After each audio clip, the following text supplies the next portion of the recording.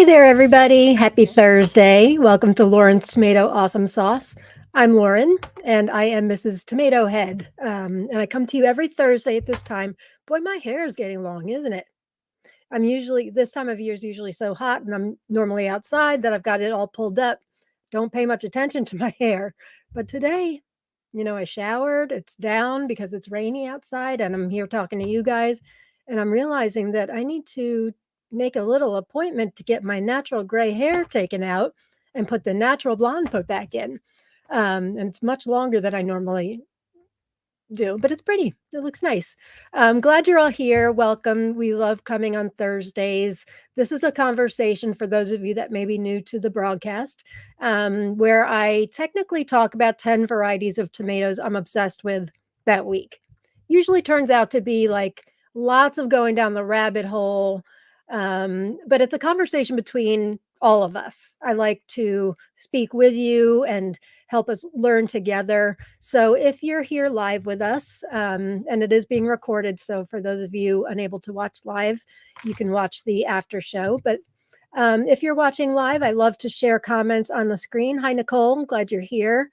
This is very much an interactive broadcast. And for those of you that watch live, you get an opportunity to win prizes at the end of the episode. I draw names. The prizes do go out eventually, I promise, and I always make it worth your while, but I'm a bit backed up at the moment, so you can just bear with me. And like I always say, if it's stuff that's imminent that you need to plant, like if it's micros and you want to use it for our micro dwarf or micropalooza rather in the group Tomato Lovers Collective and Swap, just give me a little nudge and I'd be happy to get those out earlier. Hey, you grow row, glad you're here. You Grow Row has typed in hashtag tomato. Again, if you're new to the broadcast, the way to win seeds is to type in, oops, no, not that, but we could ask that. Type in hashtag tomato in the comments. And then at the end of the episode, I will draw 5 names for people to win. So anytime during the show today, you can type that in. Hope everybody's had a good week. We are getting the rain that we have not gotten all summer, the past 2 days. So we've gone from like very dry to, I mean, it's not like a flood or anything raining, but what concerns me is, so the plants are used to getting very little water, and my tomatoes have, they've been very productive. We've been very fortunate. They taste great because lack of water usually leads to tasting really good. And now we're getting hammered. So where the plants were looking stressed before and a little crispy because of lack of rain, now the disease of August is going to really set in. But my plants, if you saw my garden tour on Tuesday, I do live garden tours on Tuesdays at the same time. You will notice that they've been pretty diseased already and still have a lot of tomatoes out there. So I have nothing to complain about. Who else we got here? Teresa's here. Hi back, tomato heads. Glad to see some familiar faces here. Heidi. Hi, Heidi. Nice to have something fun to look forward to on this wet, miserable, rainy day.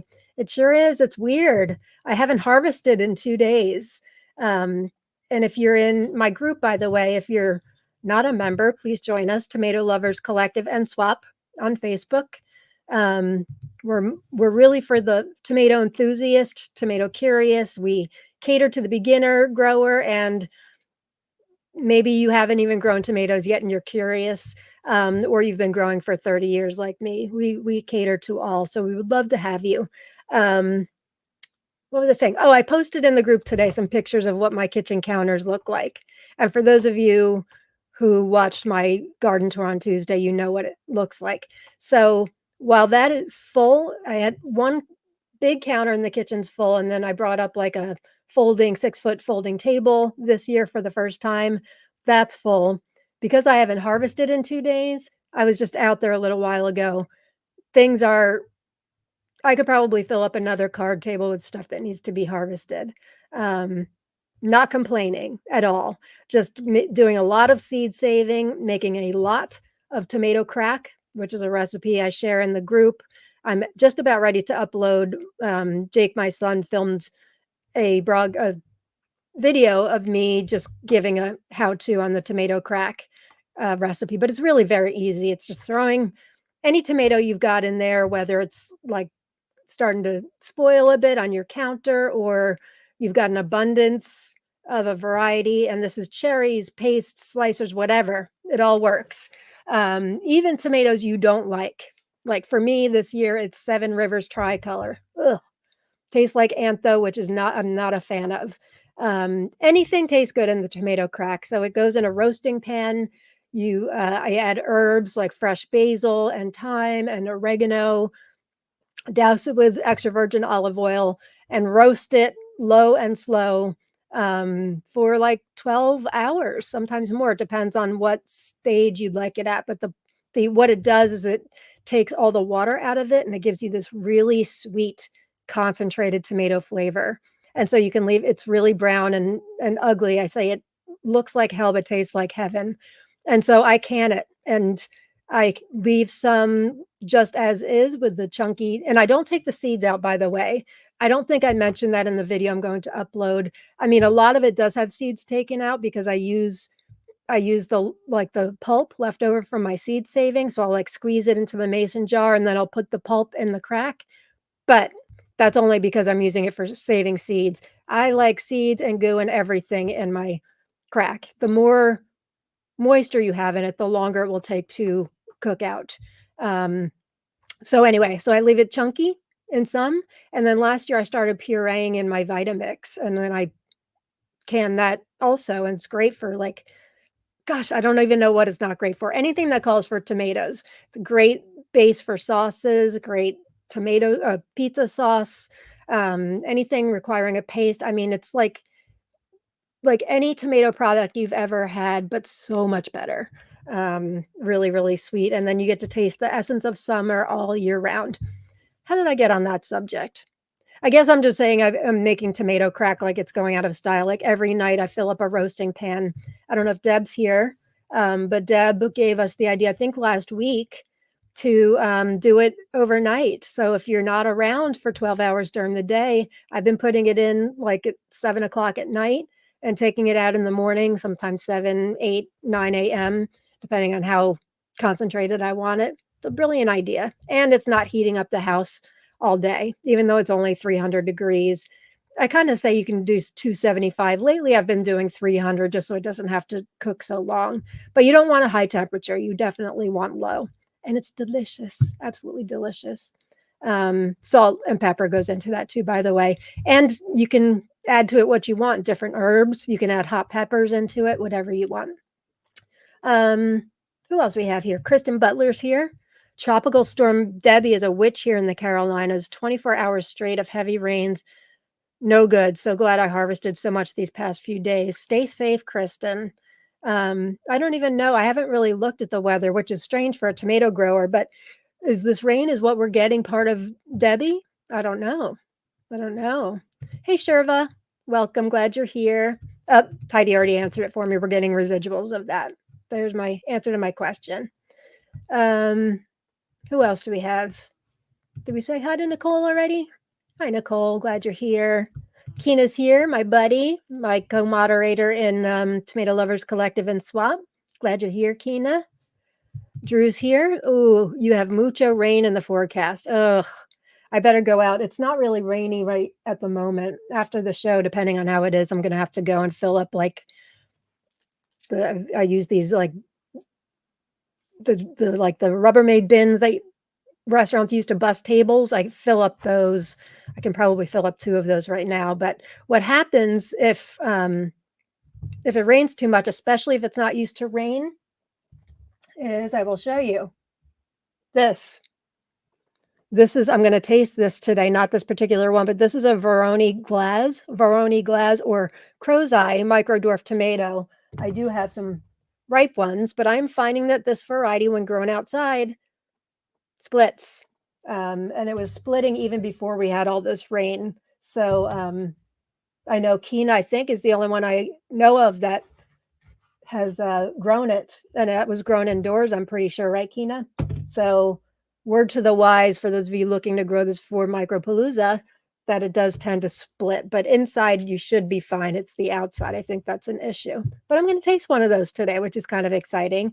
They take a long time to ripen, as most antho micros do. It's really hard to find.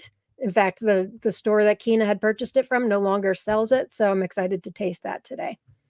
Hey, Francis, we can all quit growing and just come eat off of Lauren's counter. Please do.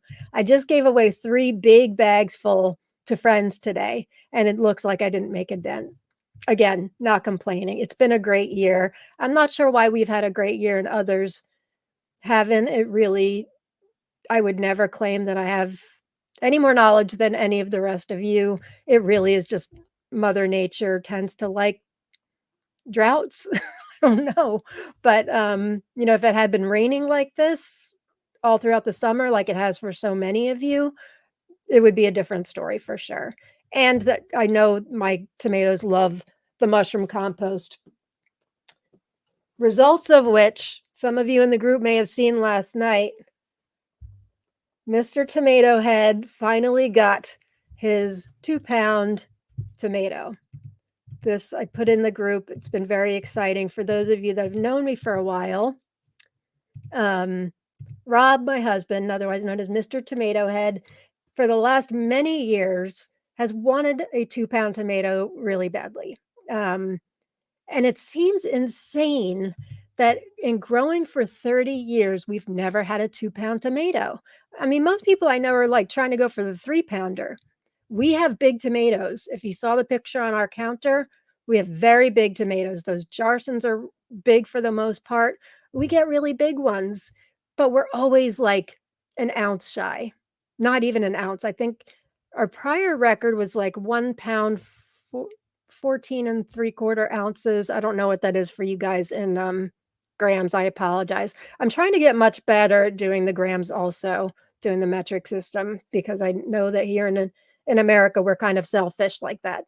And I have a cheat sheet here for centimeters. When I'm talking micros, I have it right here on my computer, but I really need to do it for weight also.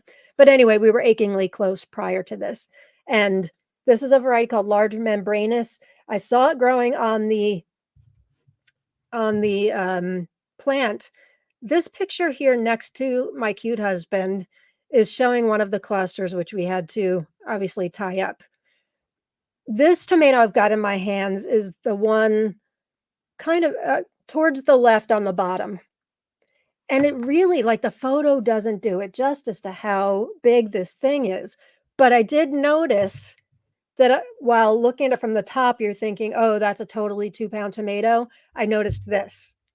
And I thought this could take away from the 2 pounds, this concave bottom.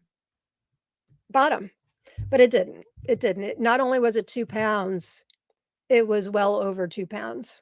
So 2 pounds, 7 3/8 ounces. So basically 2.5 pounds. And I have started weighing for the metric system for you guys. So it's 1.116 kilograms to give you an idea. It's a big tomato. And to be honest, it's not like the most dense tomato. When you get some tomatoes and they're really dense and some feel like the inside might be a bit hollow, this feels kind of in between. If it were a dense tomato, this would be a 3-pound tomato for sure. So very exciting news. I wanted to tell you guys a little bit about large membranous. The only place I got seeds for this actually as a in a trade with Lydia Stafford from Carolina's Paradise, but she does have it in her shop. She calls it a really big and fancy tomato variety. Most fruits are in the 1.5 pound range, with 3,774 pounds reported in 2014. I don't know who's reporting that or what that means.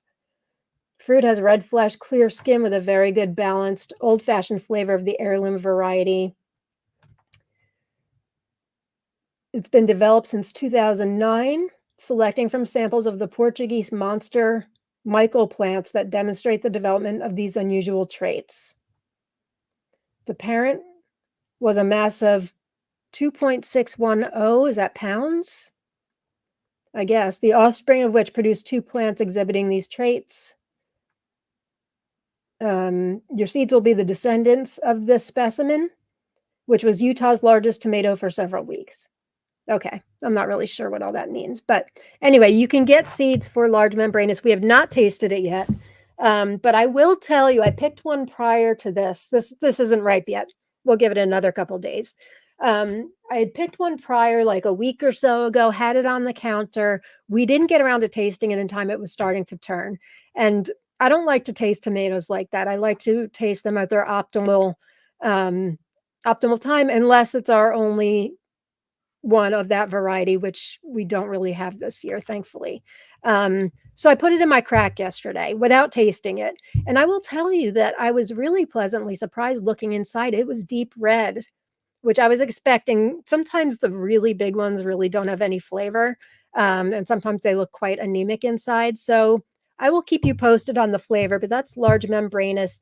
Let me give you a link to where you can get it on Carolina's Paradise. Did I not put the link? Oh, yes, I did.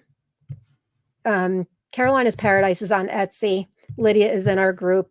She's wonderful. She's got a great shop with amazing things. I'm growing quite a few things from her. It's all right. So this in the comments is the link to get large membranous. Let's get to some other comments. Who else we got? We got Sathya already, I think. Hi, Sathya. Glad you're here. I was thinking about you, Sathya. Why? I was thinking, I hope she comes because I was going to mention you. I don't remember. Maybe I'll think of it as I go through the tomatoes today. Hi, Kyla Johnson. Glad you're here. Serial Spinner's here. Katie B's here. Eva Lena's here. Welcome. Susan's here. Hi, everybody. Randy is here. Sashka. Hi, everybody. Hi, Terry, running errands. Glad you're here. Magdalena's here. She was just in my house. She's one of the people I just gave a great big bag to. How'd you find me, woman? My kitchen smells amazing today. That's because I was making the tomato crack and she got to see it. As it was ending. It looks ugly, right? But it smells awesome and tastes even better. Glad you're here, Magdalena. I was going to say extra tomatoes leads to extra crack. It does. I developed this recipe years ago because as I started getting, like, we've grown tomatoes for 30 years. I say this all the time. This used to be hanging in our original kitchen in this house almost 30 years ago. And you can actually tell from the bottom, it's like dated 1992 or something like that. I think we got it in 1994. Rob found that in our attic a couple months ago. I thought we had all right, I do this and it gives thumbs up. I don't know why it does that. We thought it had long gone, long after we rebuilt the house and did the kitchen a few times. Thought it was gone. And over the past couple of years, I've always wished that we still had that tomato poster. Boom. He found it in the attic a couple months ago. And I said it would be great to hang that behind me. So that poster just tells you how long we've been growing tomatoes. But why did I just go on that tangent? Oh, I know why. So but I haven't always been a maniac with them. Like we had our garden of 21 spots for a long time, and we did 21 spots. It was only the last, I don't know, decade may even be too long. 7 years, 7, 8 years maybe, where every year seems to get more and more and more. Last year was a lot with 120 varieties. This year's 150. Not all unique varieties. We are doing doubles of a few, and most of them are new. So anyway, when we couldn't keep up with them anymore, no amount of tomato sandwiches, no amount of tomato, basil, olive oil salad, no amount of giving away could really tackle it. It pains me to waste it. It pains me. I can't waste it. I can't let anything rot. I can't let anything go away, in the compost or anything like that. Very little waste. It just pains me. It seems like a waste. And it's amazing to me, like this is another tangent, but what one little seed can give you, going back to that large membranous slide, I wanted to, here, just look at that cluster. That's just a small cluster on that one plant. One little seed did that. It can produce a lot of food. Um, and it's delicious food, and I think I can speak for myself, but I bet I can speak for all of you in that we all yearn for that fresh tomato taste all year round. So when I was trying to figure out other ways to process tomatoes and develop the tomato crack recipe, I was so happy. It's great to give away as gifts and all of that too. I mentioned last week, I think Rob got me a pressure canner for my birthday last month. So looking forward to that and not doing the water bath canning, which I could only fit 6 in at a time and they go for 45 minutes a batch. So it's time consuming. So now apparently I haven't used it yet, but with this new pressure canner, I can do 20 16-ounce mason jars at a time, and they only need to process for 15 minutes. Yay! So anyway, my point is I tend to not waste much at all. I'm sure people would look at my kitchen counter and think I must waste a lot, but I don't. Um, did I not mention the garlic, Teresa? I don't do onions. I could. I'm not a huge onion fan. I like it in certain things, and I bet it would be good in the crack. And I did last year. I was growing Calabrian chilies from Italy. They're just these tiny little red balls, very spicy. I would put a couple of those in each batch and then fish them out afterwards.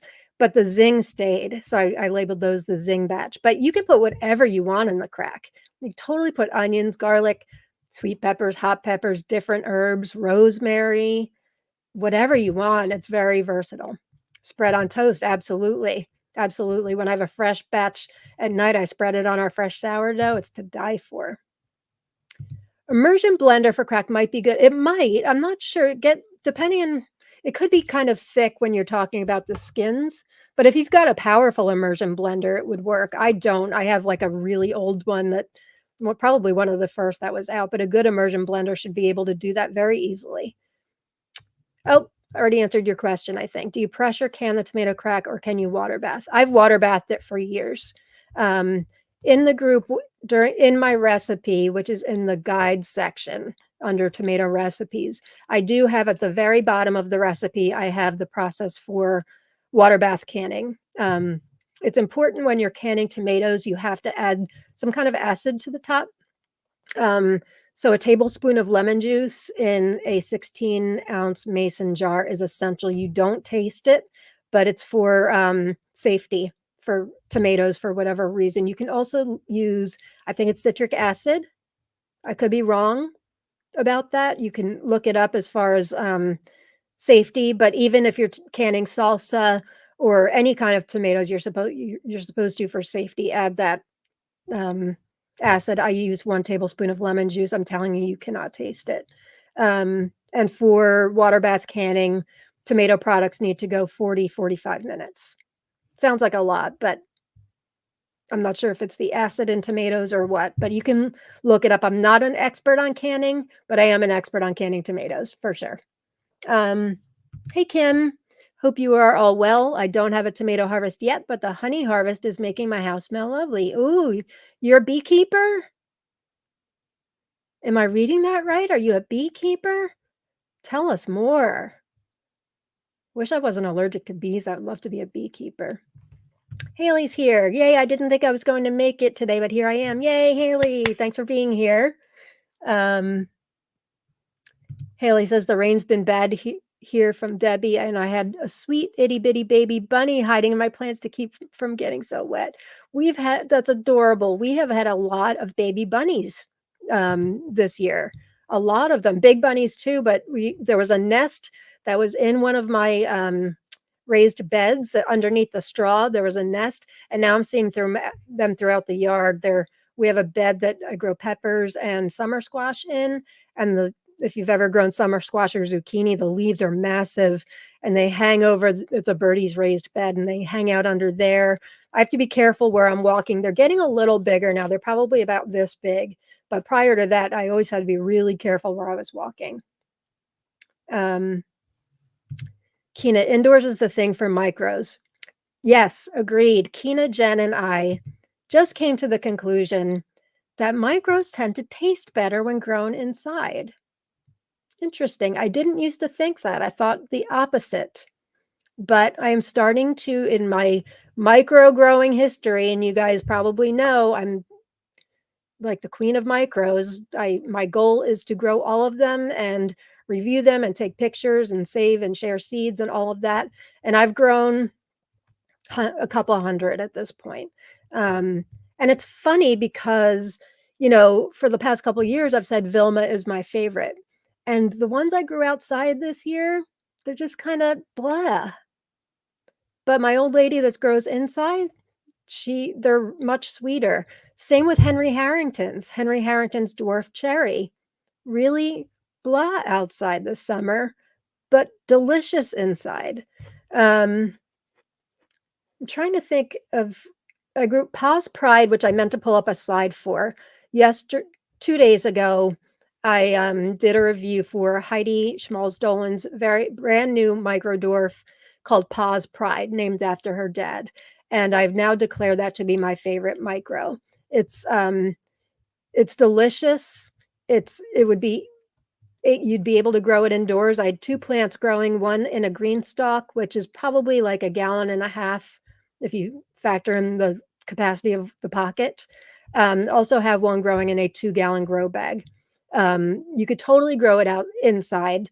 It would probably not produce as much as in my 2-gallon grow bag, although if you can grow inside in a 2-gallon grow bag, I'm able to. It would produce just fine, but it's gorgeous. Look in the group for the review. I meant to pull up a slide and just didn't get a chance to. It's delicious. It's not the sweetest micro, but what I love about it is it gives you that indeterminate tomato flavor that is basically really difficult to get when you're growing indoors in the winter. So that is now for sale at Secret Seed Cartel. Heidi gave me the opportunity to grow it prior to being released. Gave me seeds a couple months ago, and it is delicious. So if you haven't already ordered, go ahead and do that from Secret Seed Cartel in France, or on Micro Dwarf Monday, or in our Most Wanted post, or Seed Seeking Saturday. You can request seeds. And, well, I don't know who's got it yet, other than me, but somebody will have it eventually. It's really, really good. We have our Micropalooza starting September 1st.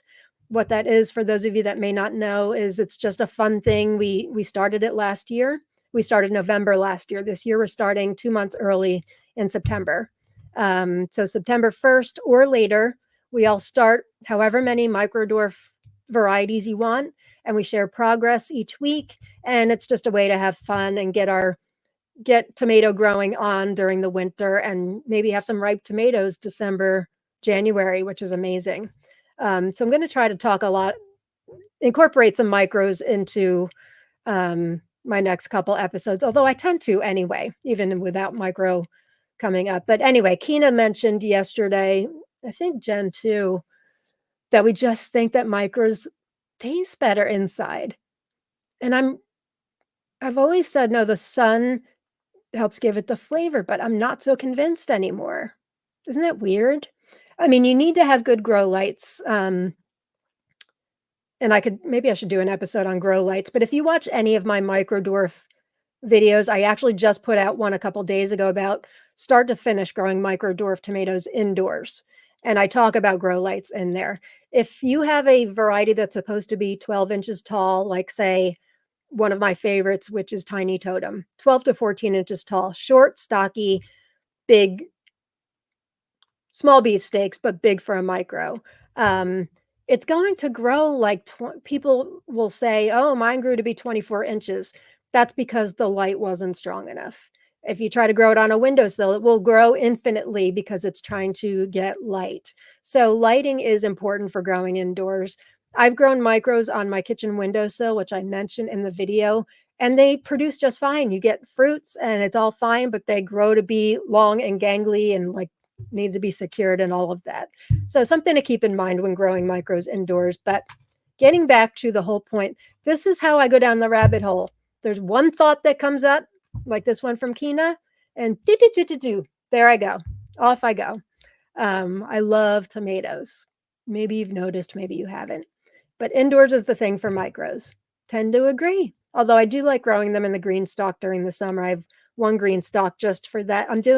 This year I'm actually doing half micro tomatoes and half micro peppers, which reminds me, we're also doing Micropalooza in Pepper Lovers Collective and Swap. I have not put the announcement up yet, but for those of you in that group too, now's the time to collect seeds for micro peppers also.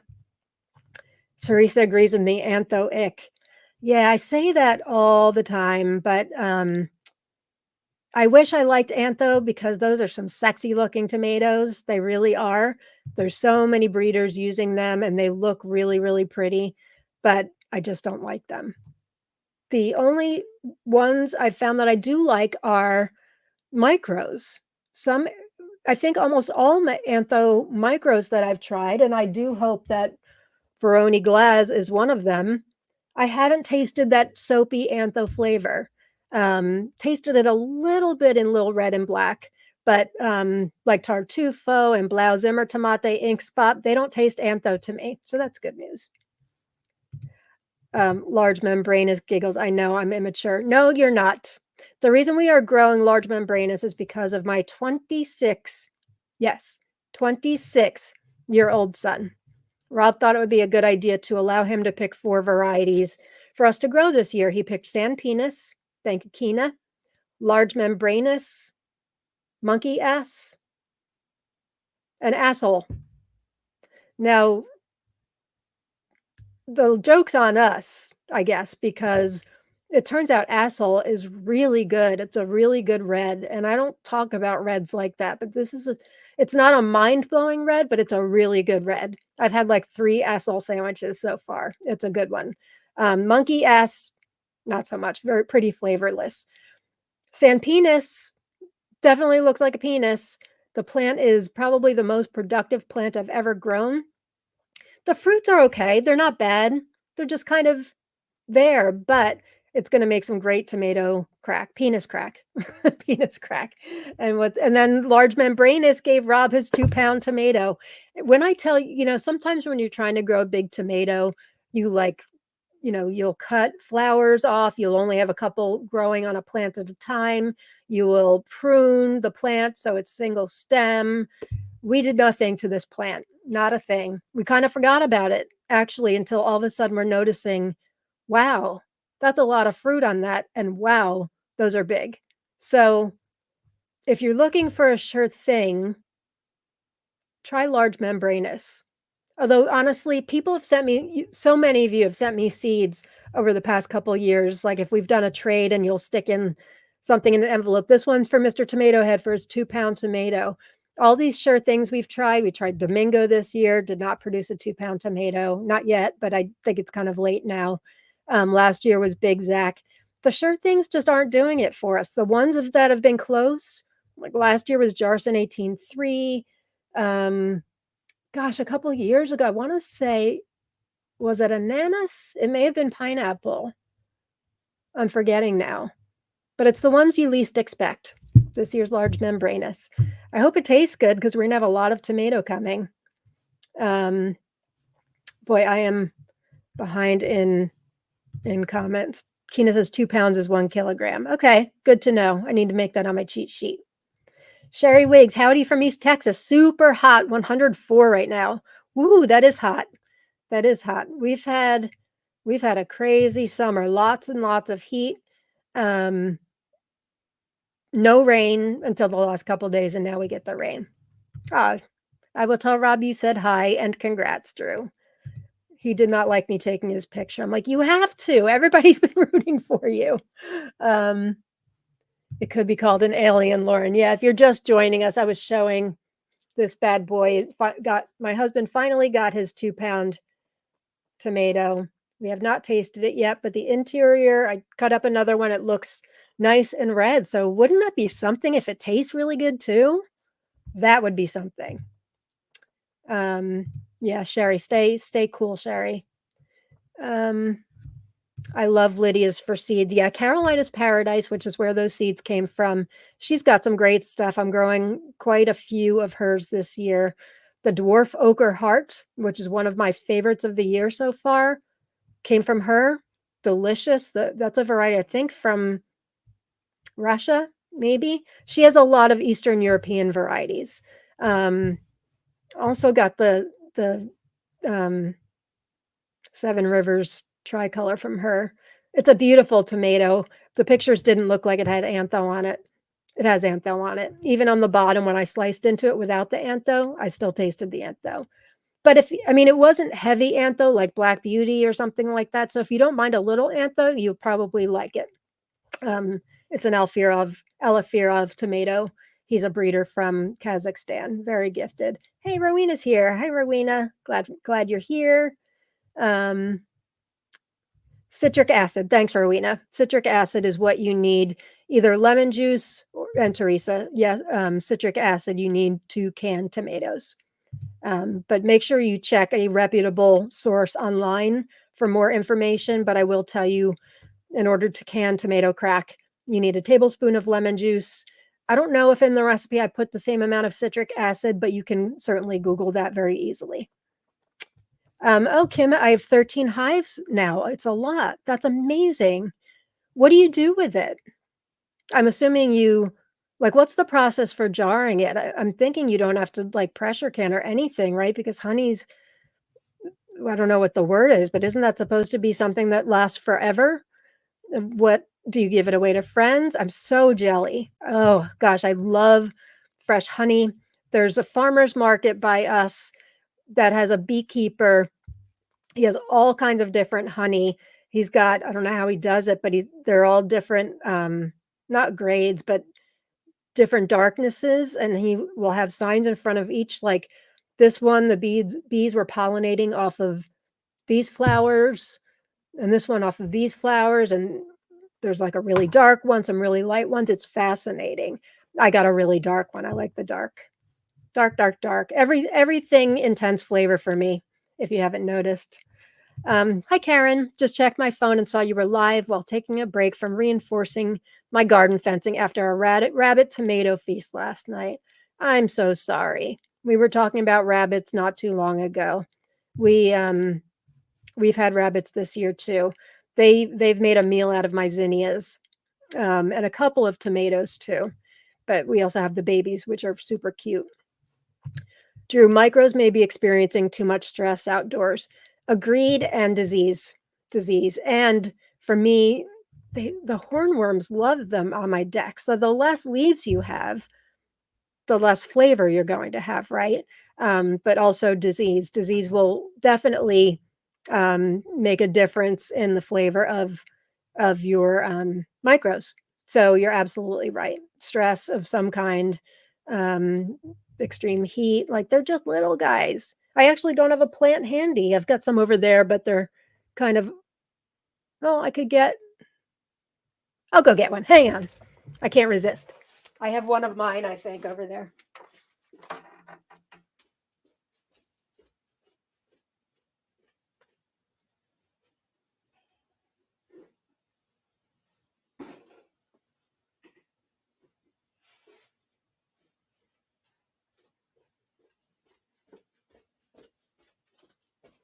All right, I've got two here actually. This one's called Room Surprise, which I got seeds from Graf Samina. It's staying nice and small. Some of the ones I've got from Graf Samina that are in the micros category are most definitely not micros. Most definitely not micros. I'm growing, I believe, all of them that I got from her. So far, this is the only one that really is a micro. Some of them are mini dwarfs. The Chocoladnik isn't even a mini dwarf, it's a dwarf. Balcony Pink, I shared on my garden tour on Tuesday that's a hanging variety. It's really good, though. Really good. Prone to splitting, like a lot of hanging varieties, but definitely hanging. Philippoc is a mini dwarf. Oh, this is Wet's Bottom. This is one of my Drop the Micros. This is one of my micros. I have about 10 more growing outside. This is my F2 generation. This particular plant staying really little. You can see lots of tomatoes on there for a tiny little guy. And then I've got some that are much bigger with much crazier looking fruits on it. So that's really exciting, breeding my micro dwarfs. And I've got 2 other exciting crosses that, I'm getting ready to I'm just waiting for the F1 fruits to ripen so I can start the F2s. Uber excited. No, I'm sorry. No, I have the F1s growing right now, I'm sorry. Yes, F1s of 2 extra crosses at the moment, which I'm very excited about. Um, my Vilma outside was kind of blah too. We'll try again inside. Please do. I feel like I've been telling everybody preaching Vilma for so long, and people are growing and being like, meh. It really like mine were watery and tasted like nothing outside. And I seem to remember that from last year too.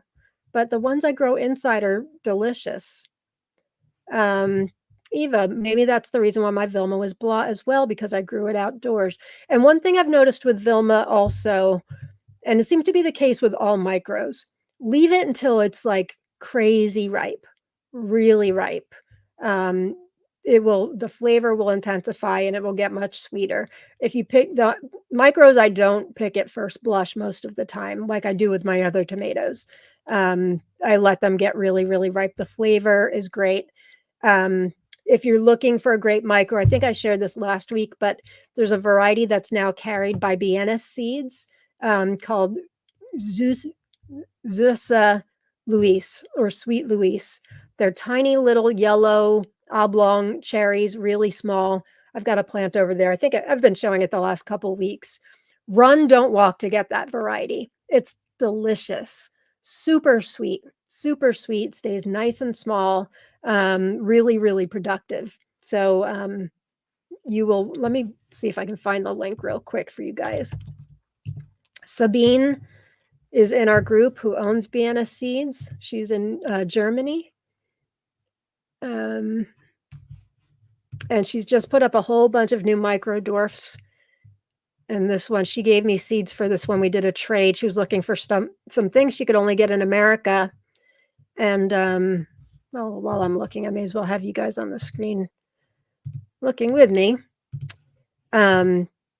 She told me she had this variety. I'm like, whoa, what is that? I've never heard of it. And she's the only one I know of that has it. Am I looking in the right section? Let me just try Googling Louise.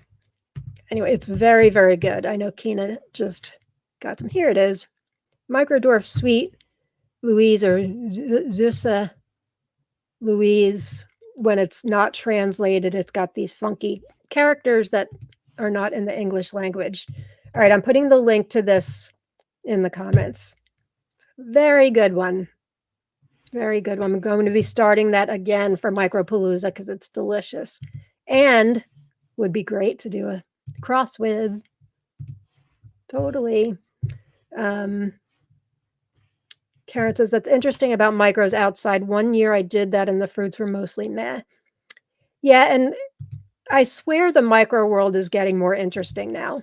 Years ago, we had the same standard ones. I mean, Vilma was around, but Venus, Mohammed, Monetka, Joe Chalos, which is a good one, I think, for an orange. Aztec.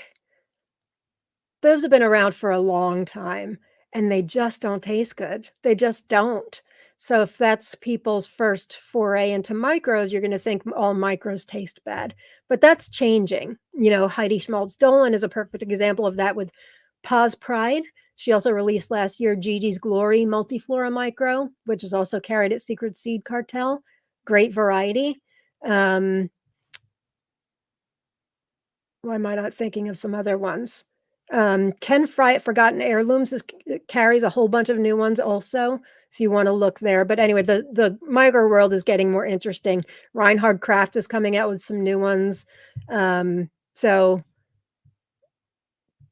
you can look at my spreadsheet. If you're in the group, I have a micro mini dwarf spreadsheet, and I try to keep it updated as much as possible. It's a Google sheet rather. I have reviews on there and photos. I've recently, since I've had my refractometer, I've started adding brick scores on there if that's important to you. So you want to check on there for reviews on micros. Speaking of micros, here's my microbreeding buddy, Michael. Hey, Michael, glad you're here.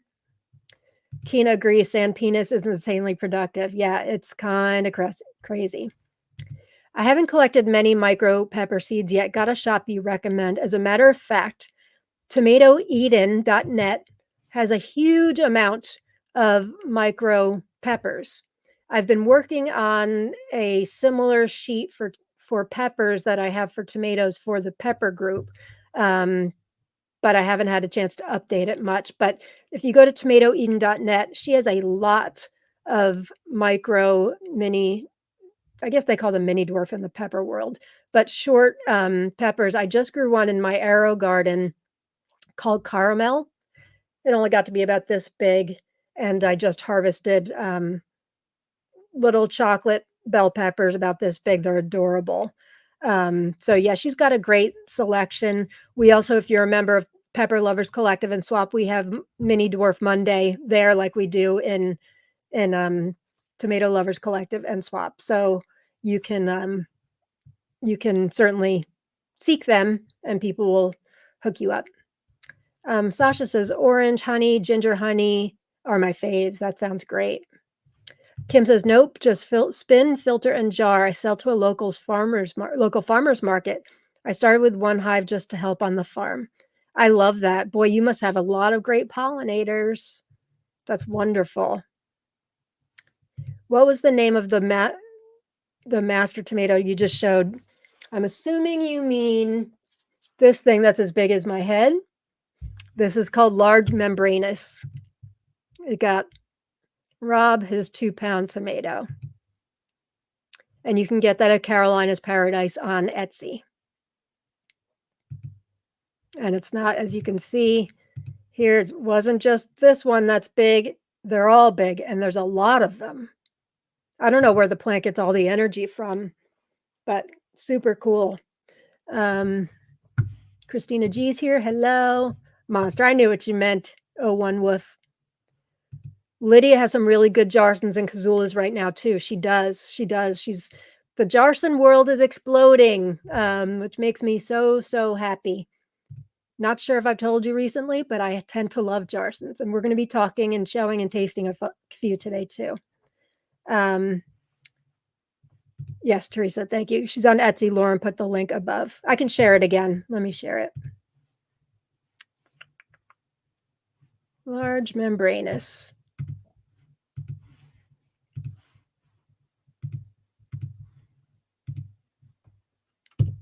There we go. I just put the link in the comments. Sherva, tell your husband now that we all know what he looks like. He may as well do tomato tasting videos with you. He knows you all know what he looks like. He's a very mild-mannered, sweet man who just doesn't want attention. We suit each other well. Not that I'm looking for attention, but I love educating. I love sharing with all of you. Clearly, I'm not afraid of the camera. And I was a speech communications major in college. But yeah, and plus, I've shared this before. When we do reviews at night, it's kind of our thing. You know, we do it together. I'd rather not have the cameras rolling. We keep notes. I mean, our tastings take a while because the poor man's got to wait for me to take a million pictures outside, inside, on scale, both metric and American, inside, slice this way, slice that way. He's in charge of the bricks, and then I take a picture of that. Like, it's a whole process just for one tomato. And then we write it down in the notes, and I put it eventually on the spreadsheet. And then I eventually share the reviews with you guys. But that's kind of our thing. It's been like that for years. And while, you know, a lot of our lives in our garden is kind of on display now, that's one thing that we just want to kind of keep sacred between the two of us. So I think review videos is not in Rob's future, but that's okay. You'll eventually get the reviews through me. Micro reviews I do because he doesn't really care about micros at all. Although I tend to lack on the micro reviews during the summer. It's really during the winter I film them. In the summer, I'm just too busy with all these other things to film micro review videos. Plus now my cameraman's not living here anymore, Jake. He was here this weekend and we filmed 3 different videos. Rob wants to know why I don't ask him, and he could totally do it. Jake's just really good at it.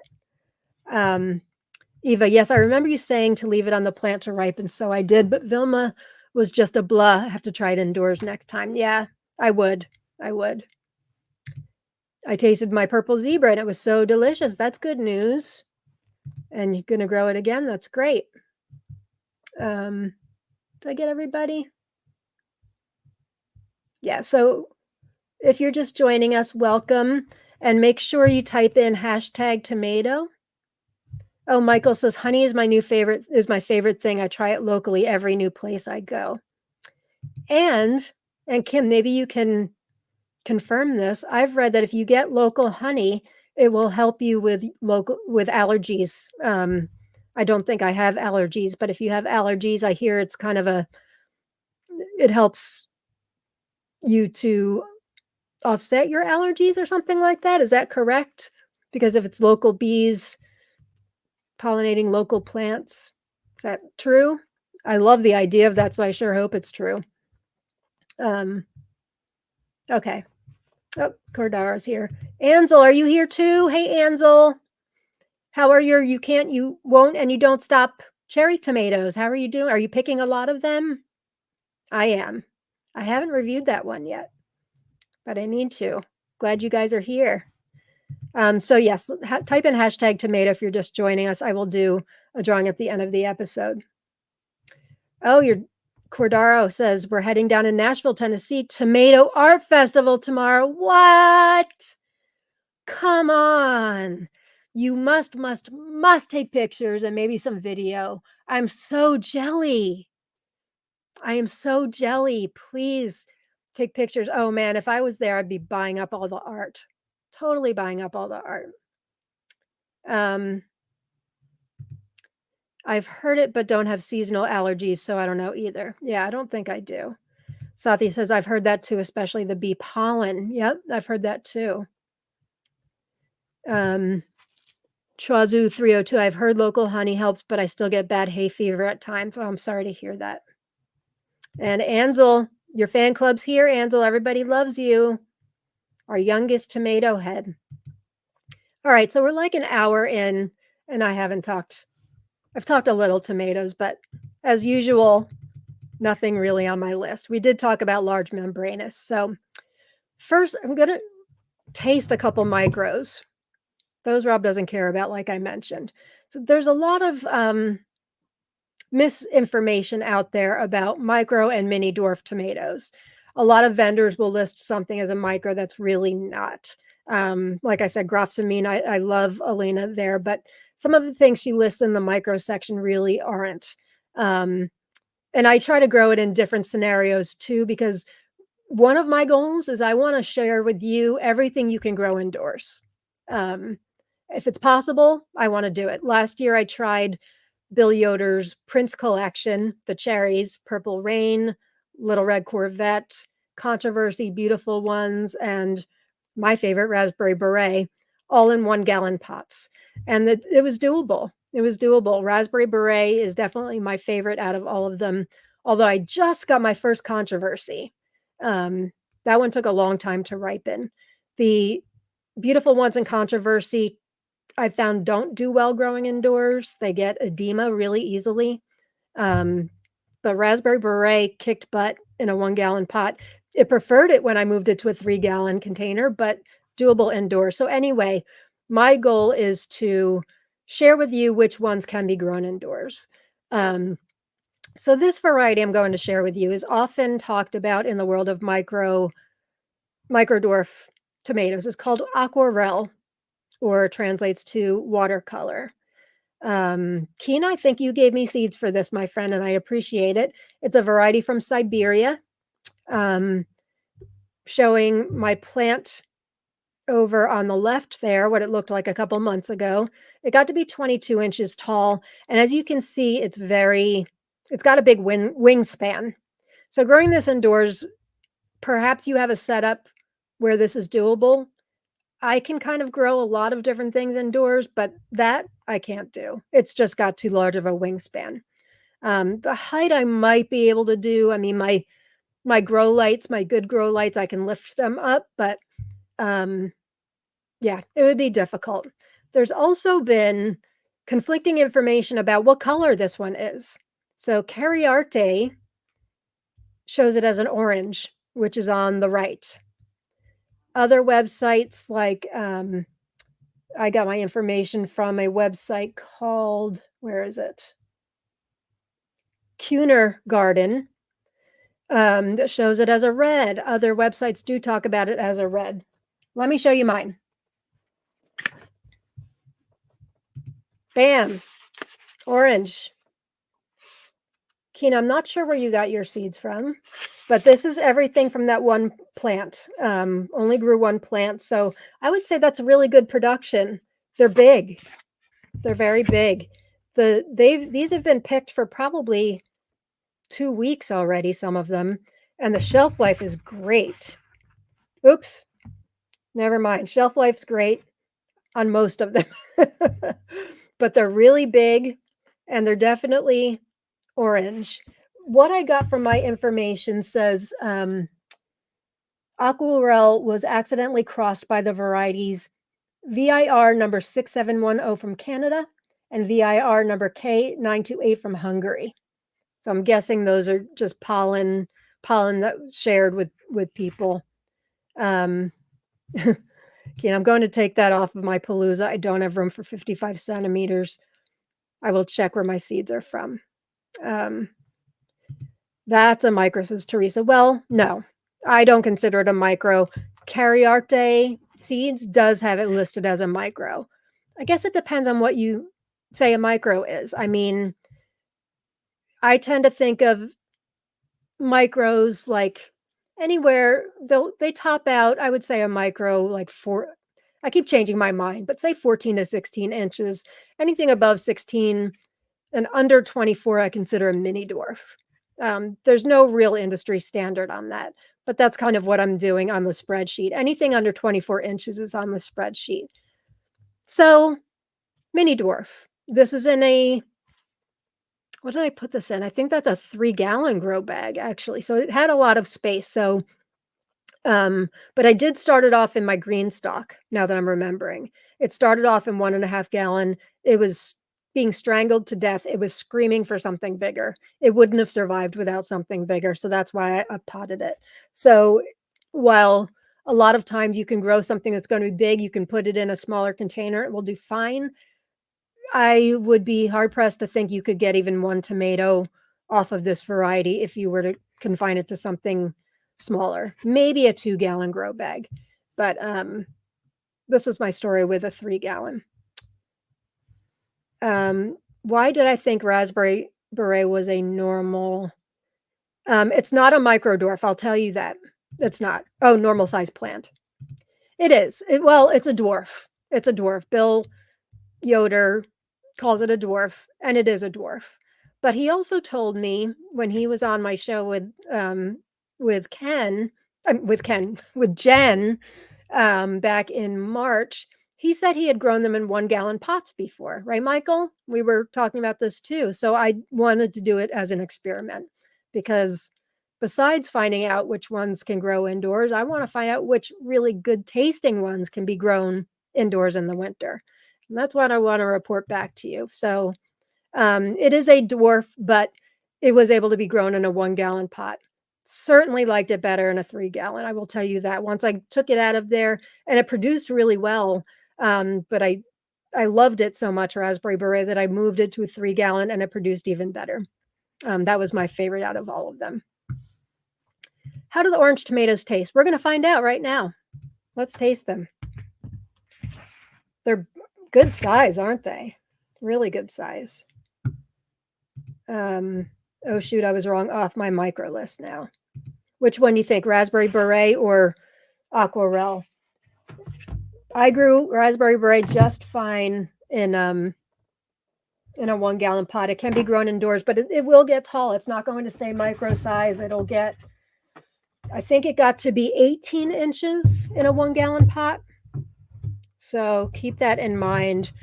that's what the spreadsheet is good for, you guys. If you're looking for things to grow for Micropalooza, make sure you check out the heights. Just because a vendor, what the heck's going on here? Just because a vendor says it's a micro dwarf, not necessarily so. Okay, I forgot to bring my scale down, but you can kind of tell this is a nice size here. Ooh, this is nice. Very nice. Has a peachy color. Kind of reminds me of the interior of another, I'd say, mini dwarf called Allure, which is a variegated and fuzzy variety I grew last summer. Kind of has a similar interior from what I'm remembering. Got a thick skin, which kind of explains good shelf life for most of them. So let's do a little bricks test here. Ooh, not great. 3.7.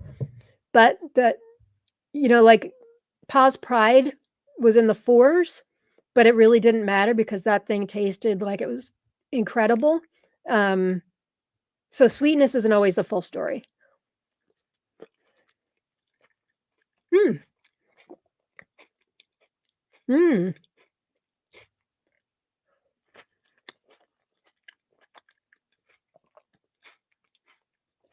That's good. That's good. It's got flavor. I can tell I waited a little too long. It's a tad bit mealy.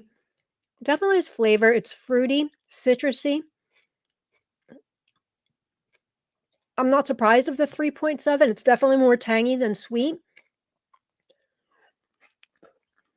Very juicy. It's good. It's really good for a micro mini.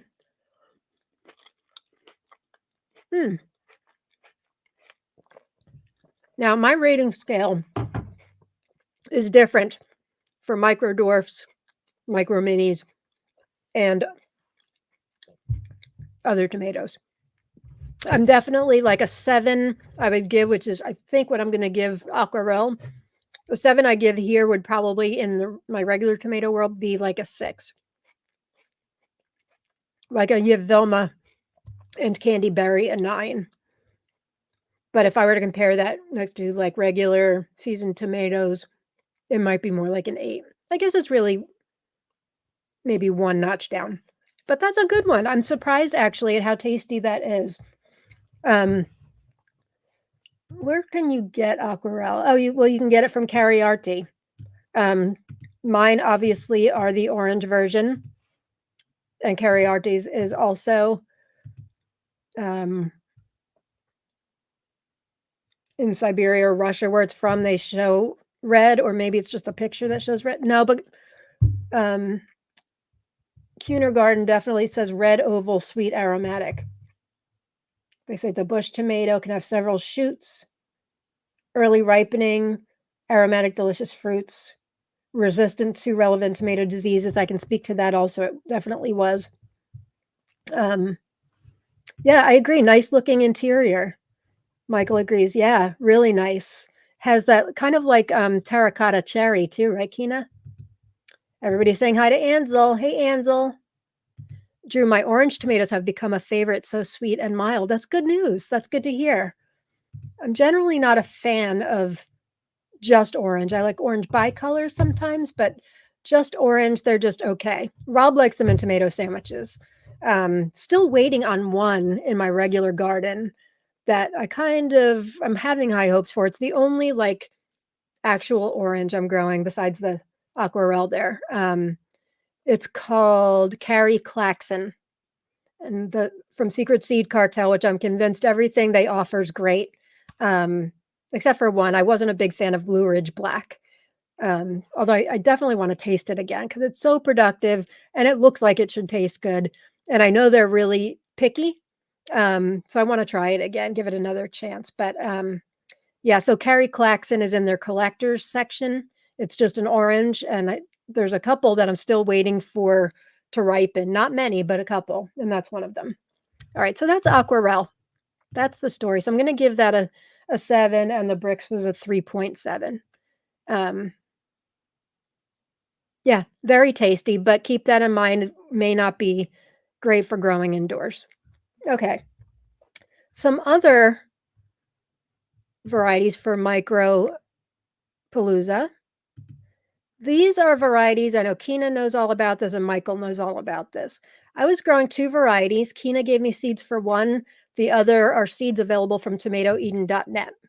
One is called Jenny, and one is called Dwarf Mini Antho Pink Panther. Not to be confused with just regular Dwarf Antho Pink Panther. Tatiana at tomatoeden.net over this past winter released Dwarf Mini Antho Pink Panther as a micro. Super exciting. I hadn't intended on growing these side by side. I didn't know how similar they would be, but I happened to plant them within the same week, and I got to watch them grow. And I swear, and I was telling Michael and Kina this all the way around, or all the way through, rather. These things, I was convinced that they were the same. I was convinced that maybe something was mislabeled.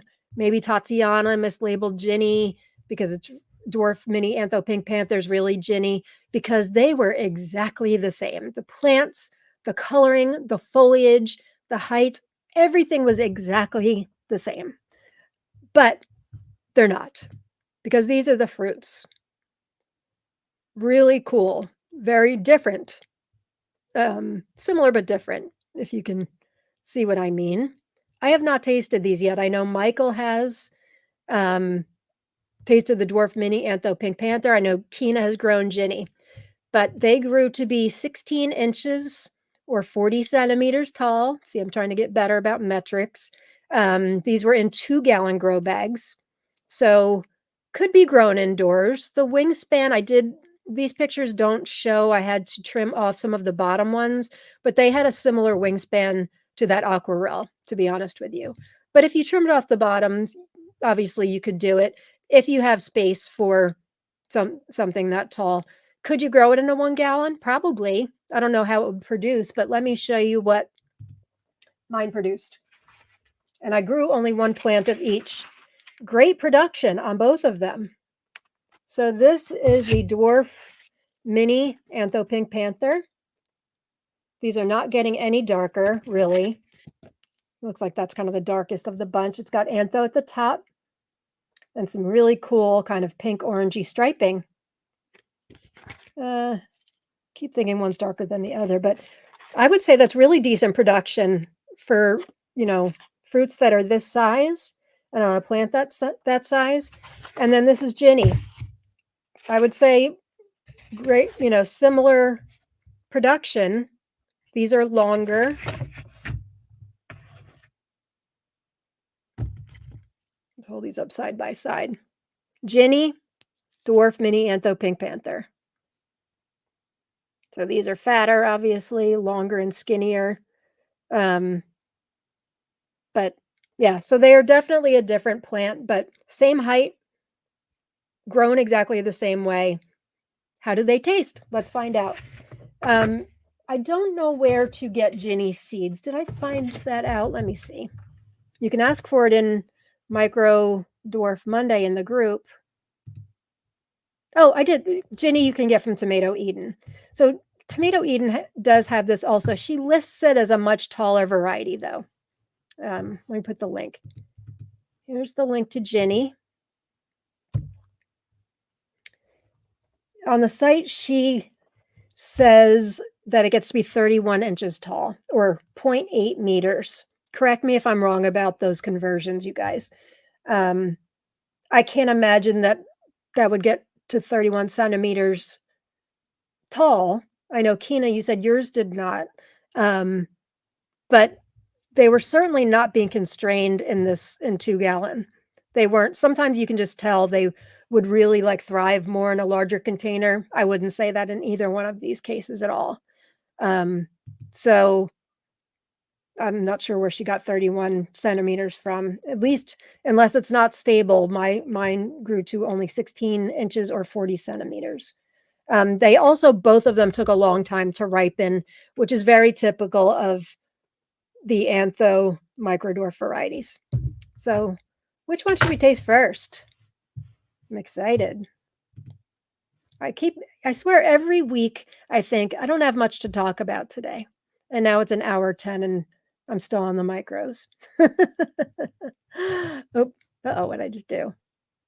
Heidi had hers in the green stalk, the dwarf mini antho pink panther. Oh, you had past tense. Guessed it's a goner. Robin grew hers in green stalk. It did fine. Good production. That's good to know. So wouldn't you agree that a green stalk, the original green stalk, is probably like 1.5 gallon capacity? Oh, and Michael says mine stayed very small in the little hydro unit. Very, very good to know. Cynthia, good supply of terracotta cherry, but it may be succumbing to various problems. Oh, shoot. I'm sorry to hear that. Mine actually are very disease resistant. I've got some disease going on in my cherry row, in death row, I call it. That one's still going strong, as is Pixie Fire. Great job, Lauren. Thanks. On what? Not sure what, but thanks. This is what happens when you're behind in comments. Kina says she got her seeds from Denmark and not Tomato Eden, so might be different Ginnies. It could be, but the fruits look exactly the same, don't they? They look exactly the same. So might be just a mistake. Yes, I did grow the Ginny outdoors. But based on my findings, it could be grown indoors quite easily. Heidi, everything is gone now. The green stalk worked fine. I did get a couple of fruits. It was tasty. And Robin agrees, 1.5 gallon. Thanks. I can't find any information out there on it, so I've just been kind of guesstimating. All right, let's taste dwarf mini antho pink panther first. Did I bring my paper towels? Yeah. I'm all prepared here. I've got baggies because I want to taste some bigger tomatoes. Got my knife.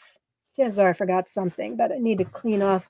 I swear this digital refractometer is completely unnecessary if I weren't doing shows like this, but it makes it so much easier when you're doing shows.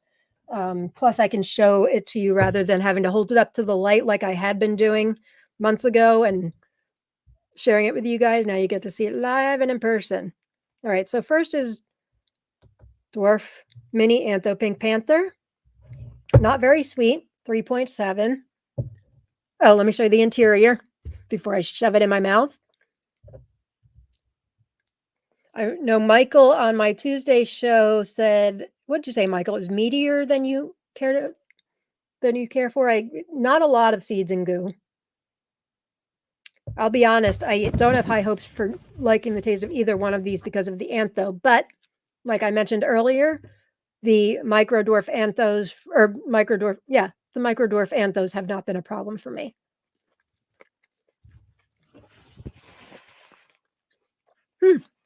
This one isn't either. Don't taste the antho. That's a thumbs up. Very tangy. Yeah, too meaty for me, says Michael. Didn't taste any antho. I'm glad it's not just me. Keena says might be a typo. I bet you're right. Gotta try that again. It's a bit watery. Tangy.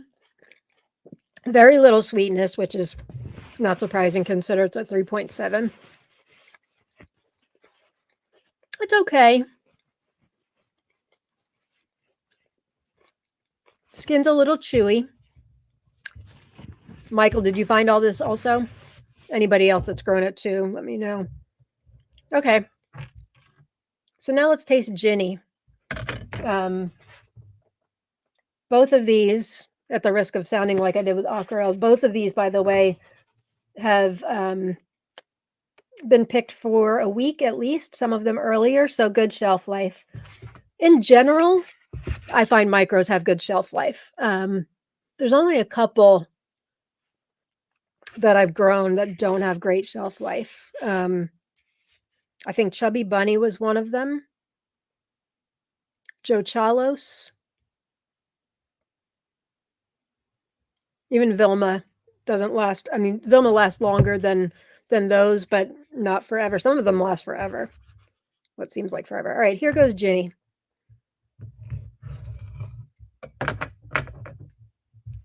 Similar as far as the amount of seeds and goo. Very few seeds. Let's zero out the old refractometer here. Uh-oh, it's not zeroing out for me. I'm going to try turning it off and on again. I'm surprised this thing doesn't blow up. Rob and I are tasting five to 6, 7 new varieties every night, and this thing's going constantly. It was a very nice gift from my parents. I wouldn't have sprung for getting this myself. Okay, let's try this again. Squeeze. So the last one was 3.7. Let's see what Jenny is. A little better. 3.9. All right, here goes.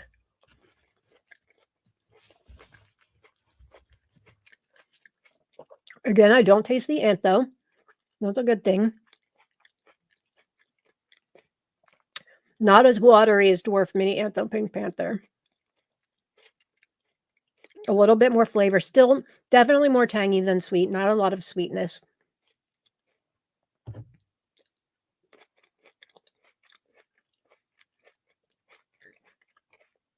Really similar.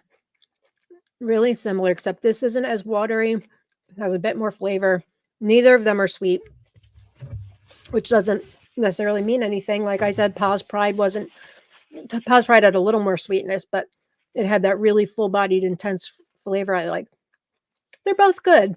They're definitely not, like 5 for me is flavorless. There's a lot of 5s in the micro world for me. It's not a 5. I would say I'd give them a 6.5. For flavor. Nothing wrong with them. Definitely don't taste the antho, so that's really, really good news for me. So that's Ginny. Let me get you the for Dwarf Mini Antho Pink Panther. I think they could be super fun to grow indoors for Micropalooza. They're certainly beautiful, productive, and they've got flavor. It's definitely not a bad flavor. I don't want to steer you guys wrong. It's just tangy. But, you know, if you want to grow one or both of those and mix it up with your other micros for a killer winter tomato salad in December, that would be awesome sauce. Definitely awesome sauce. All right, let me get this link. Both of these are available at Tomato Eden. Boom. There's the link. Cynthia says her terracotta cherry mostly due to slug damage, and I planted a taller tomato plant south of it accidentally. That's a bummer. It's a good one. A terracotta cherry. I haven't put up my review yet. It's a variety that Keenan and I got seeds, and maybe some of you did too. He had it up for sale for a hot minute in the Heirloom Seed House, Evan, and he pulled it off the market. He wasn't exactly sure if they were stable or not, didn't have enough seeds. So I told him I really liked it. I was going to put a review up, asked him if he was going to have them back in stock. He wasn't sure, but they're really pretty, really good. Michael says, yeah, it's nice, but not worth a long wait. I love how they look, though. There is a long wait. There is. And I'm surprised to hear you say that because hydroponics definitely aren't as long as growing in soil indoors. So if it's a long wait there, yeah, keep that in mind too. If you decide to grow any of the micro varieties with antho on it, they will take longer. But sometimes it's worth the wait. You know, Blauzimmer Tomate, Ink Spot, Tartufo are really, really good. And I'm hoping that Veron Glaz is also. Thanks to my buddy Keena. Like I mentioned, these seeds are no longer available for purchase, but I'm sure that will change with, I know Tina's the only one I know who's grown it out at this point. I believe Dorothy's growing it out also. And now me. Here's what I have about it. Plants grow to 12 to 14 inches or 30 to 35 centimeters. Do I have a slide? I do. Also known as crow's eye. I've taken off the name of the distributor on the seed packet here because I hear they're kind of up to no good with changing names of varieties. Plus, they don't have them in stock anymore anyway. But Veron Glaz crow's eye is from them. They also have Chernichka or blueberry that Kina gave me that I'm also growing that looks amazing. It is not quite ripe yet. And we've gotten several things from them. So Kina, thank you for these seeds, and I will do my part to spread them. The company that was selling them says they're super determinate. When grown in a limited volume of soil, their height does not exceed 30 to 35 centimeters. Ripening, germination to harvest is 105 to 115 days. I found they did take longer for sure than others, typical of antho. They're bigger than I expected. Much bigger. Let me show you again my fruit. Some of these aren't ripe yet. Definitely prone to splitting, but that's, an outdoor thing. I doubt this would happen indoors. Micros can split indoors, but usually it's just if you leave them on too long. I've had some Vilmas split. I've had, I think Joe Chalos splits also, but it takes a long time. So almost all of my fruits have that splitting on it. This one is ripe and ready to go. What else do we know? They change colors 3 times. Green ones with purple shoulders. I have one of those because it fell off the plant. Green with purple shoulders become black at technical ripeness, and black ones acquire a scarlet color at the stage of biological ripening. Yeah, that's all I know about Veron Glaz or crow's eye. So nice size, right? Really nice. Let's look inside. Kina loved this, so I'm very hopeful. Ooh, it's very pretty. Lots of seeds and goo. I'm hoping it doesn't have the antho flavor. Lots and lots of seeds and goo. Gosh, am I the only one that panics that I don't want to eat this because I want to save the seeds? I'm like a crazy person. What's the point of growing tomatoes if you don't want to taste them? I just want to have seeds to save and share, but I will have plenty. I think I'm growing 3 plants of this. All right, and I need the seeds and goo for the true taste test. I believe the flavor mainly comes from seeds and goo. So let's give this a whirl on the Brixometer. Okay, 3.8. So not far off of those other ones. Here we go. Ooh. Look at the juice. I don't know if you can see the juice on this is purple. Now, this is interesting because I totally taste antho, but it's not bad. Interesting. I taste that hint of the antho, but in a good way. I've never said that before.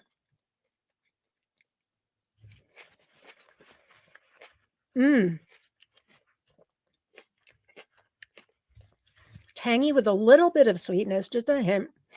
Very, very flavorful.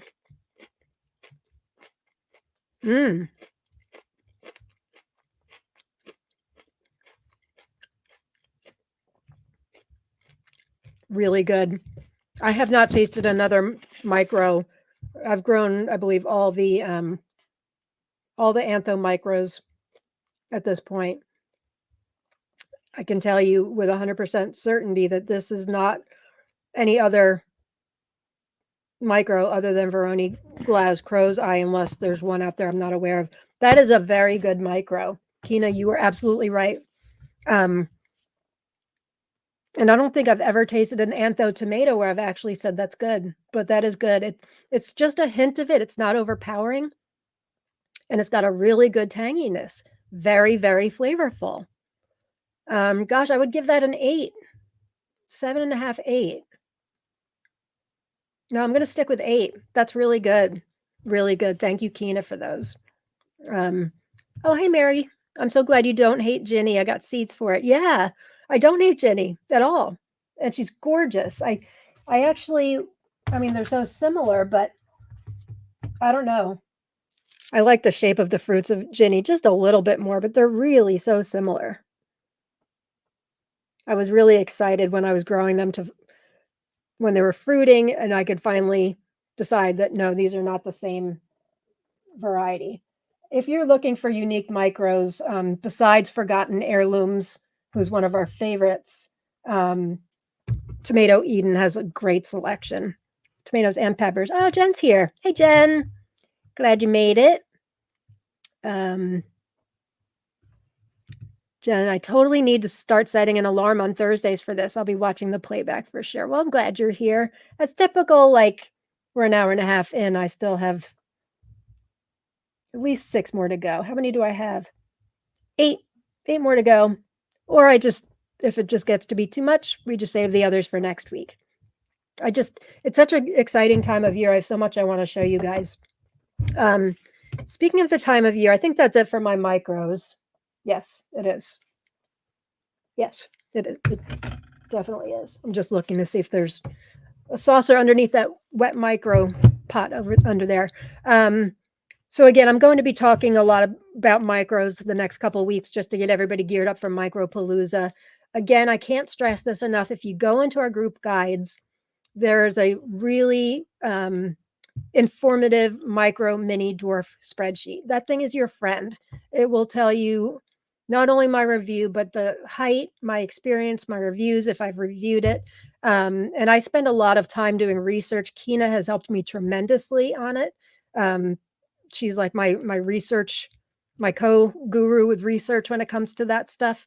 As well as, I mean, Kina and I became, actually Jen too, the three of us, I became friends with each one of them individually because of micro dwarf tomatoes in a way. They knew I was doing a project. Jen and I did a killer trade, and then Kina in Norway had all these varieties I'd never heard of. So we all come back to micros. Everybody saying hi to Jen. I've sent Veron Glaz to so many places to spread them. You have. I know you have, Kina. You're a good egg. Michael, pretty sure mine are from you, Kina. Yeah. Originally, I was having, now that I'm forgetting this now, or I'm remembering it now, I was having trouble with germination at first. Maybe it wasn't germination. What was it, Keen? I think the Veron Glaz, they germinated fine, but then they got sickly and died. So it took a couple times for me. But I think the original seeds you sent me were from that company. When you saved it from your own stock, those were just fine. And then I was having same problem with the Chernichka or blueberry. Those seeds were from that company also. And boy, I've had a heck of a time getting those to grow. But now I have, I think, 3 of those growing too. They look similar. They've got even bigger fruits than the Veron Glaz, that Anthos. So hopefully those will start turning any day. Mary, you aren't alone, Lauren. I squeeze the seeds and goo from half of the tomato, especially if you don't have many, like in a micro, right? I'm like, I look at it and I'm like, oh my gosh, that's like 50 seeds I could be sharing with people, which I guess is a good thing, but I needed to taste, right? I probably didn't need to eat the other half, but we've got more coming. And there's enough of us growing, we'll spread it. Linda, hey Linda, can't wait to grow these for Micropalooza. You know it. Jen, I panicked too during some taste tests. I was scraping seeds from the cutting board to save them from certain varieties. Yes, I've switched cutting boards today because I intend to taste some bigger ones. I love, you can tell there's been many a tomato cut on this because it's all stained up. This is an old cutting board from Pampered Chef, which those of you not in the United States, or they do like at-home parties of cooking things. I don't know if they're still around or not, but I love this cutting board and I love this indentation catch seeds and goo. So I've got a couple big ones here that I'm intending to cut into that I want to make sure I save every last seed. Even though there's a million other fruits, I just can't see seeds go to waste. Sounds crunchy. Which one was that? Veron Glaz. It was crunchy. Good. Actually, all 3 of those were crunchy. Veron Glaz was a bit crunchy, which I don't normally like. But very good observation, Jen. It was crunchy.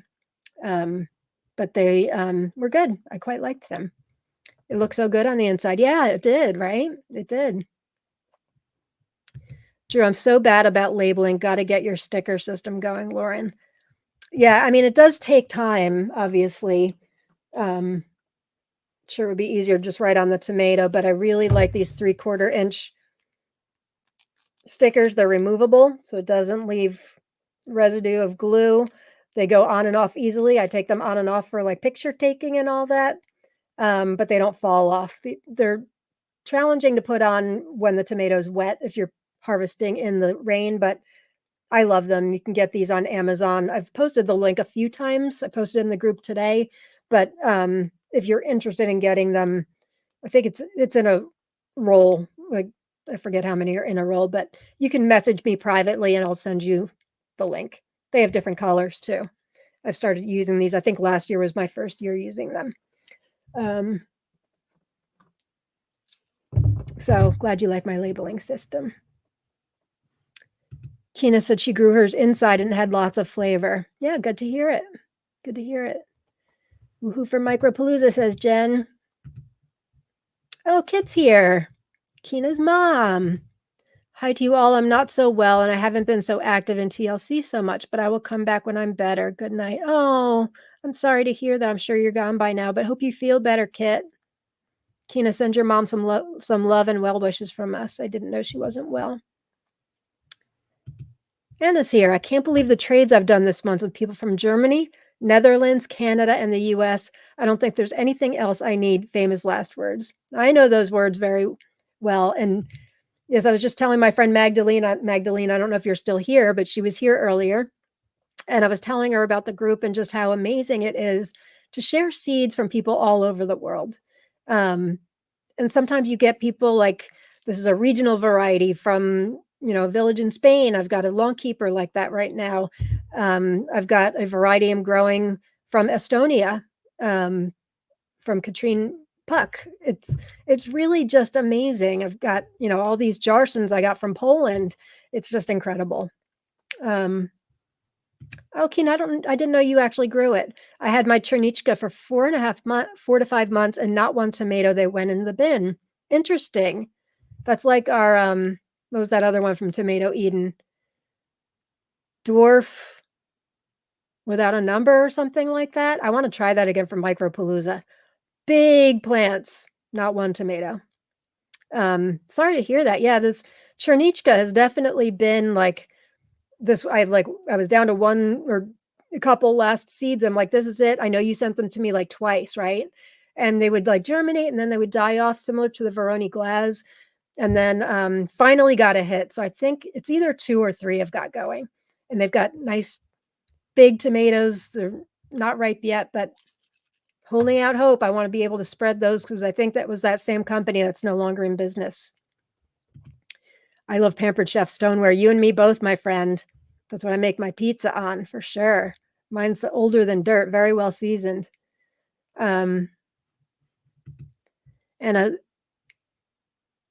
there's a thin line between need and want. Exactly. And Anna agrees. That's true. And I do fall too often for looks. You and me both. Growing a lot this year that has that tricolor look I love so much. Kind of the green one, right? This, basically. A lot that I'm growing that look like this. This is my Jarson 1 tricolor that I love so much. And I'm growing a ton of things that look like this, including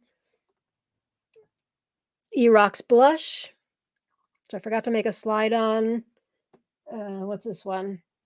Rusted Soul. Forgot to make a slide on that. Because I'm a sucker for that color schematic or whatever you want to call it. And some have been good and some have been just kind of meh. Not this one though. This is not meh. I'll leave this here. He's my emotional support tomato. Jarson 1 tricolor. Michael, what? You have to head out to do some work. Catch the work schmirk. We'll catch the rest later. Have a good one, Michael. Thanks for joining in. That's what it is. American dwarf with no number. Yeah. Yeah, it's supposed to be bred by the same breeder as the Chupa Chups variety. Keena and I both grew it. You can get it on tomatoeden.net. Let me see if I can find it real quick. Real quick is my famous last words. Nothing's real quick. It's we're almost 2 hours in here, woman. Okay, dwarf, America. Here it is. I've got to try this again. One of us has to actually grow this thing.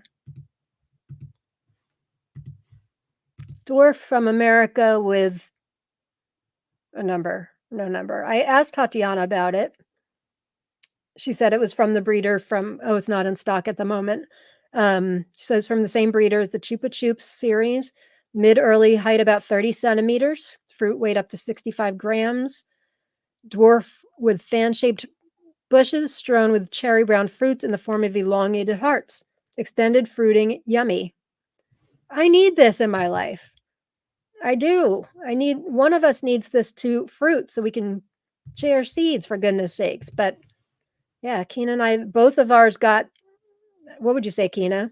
14 inches tall, really bushy and healthy.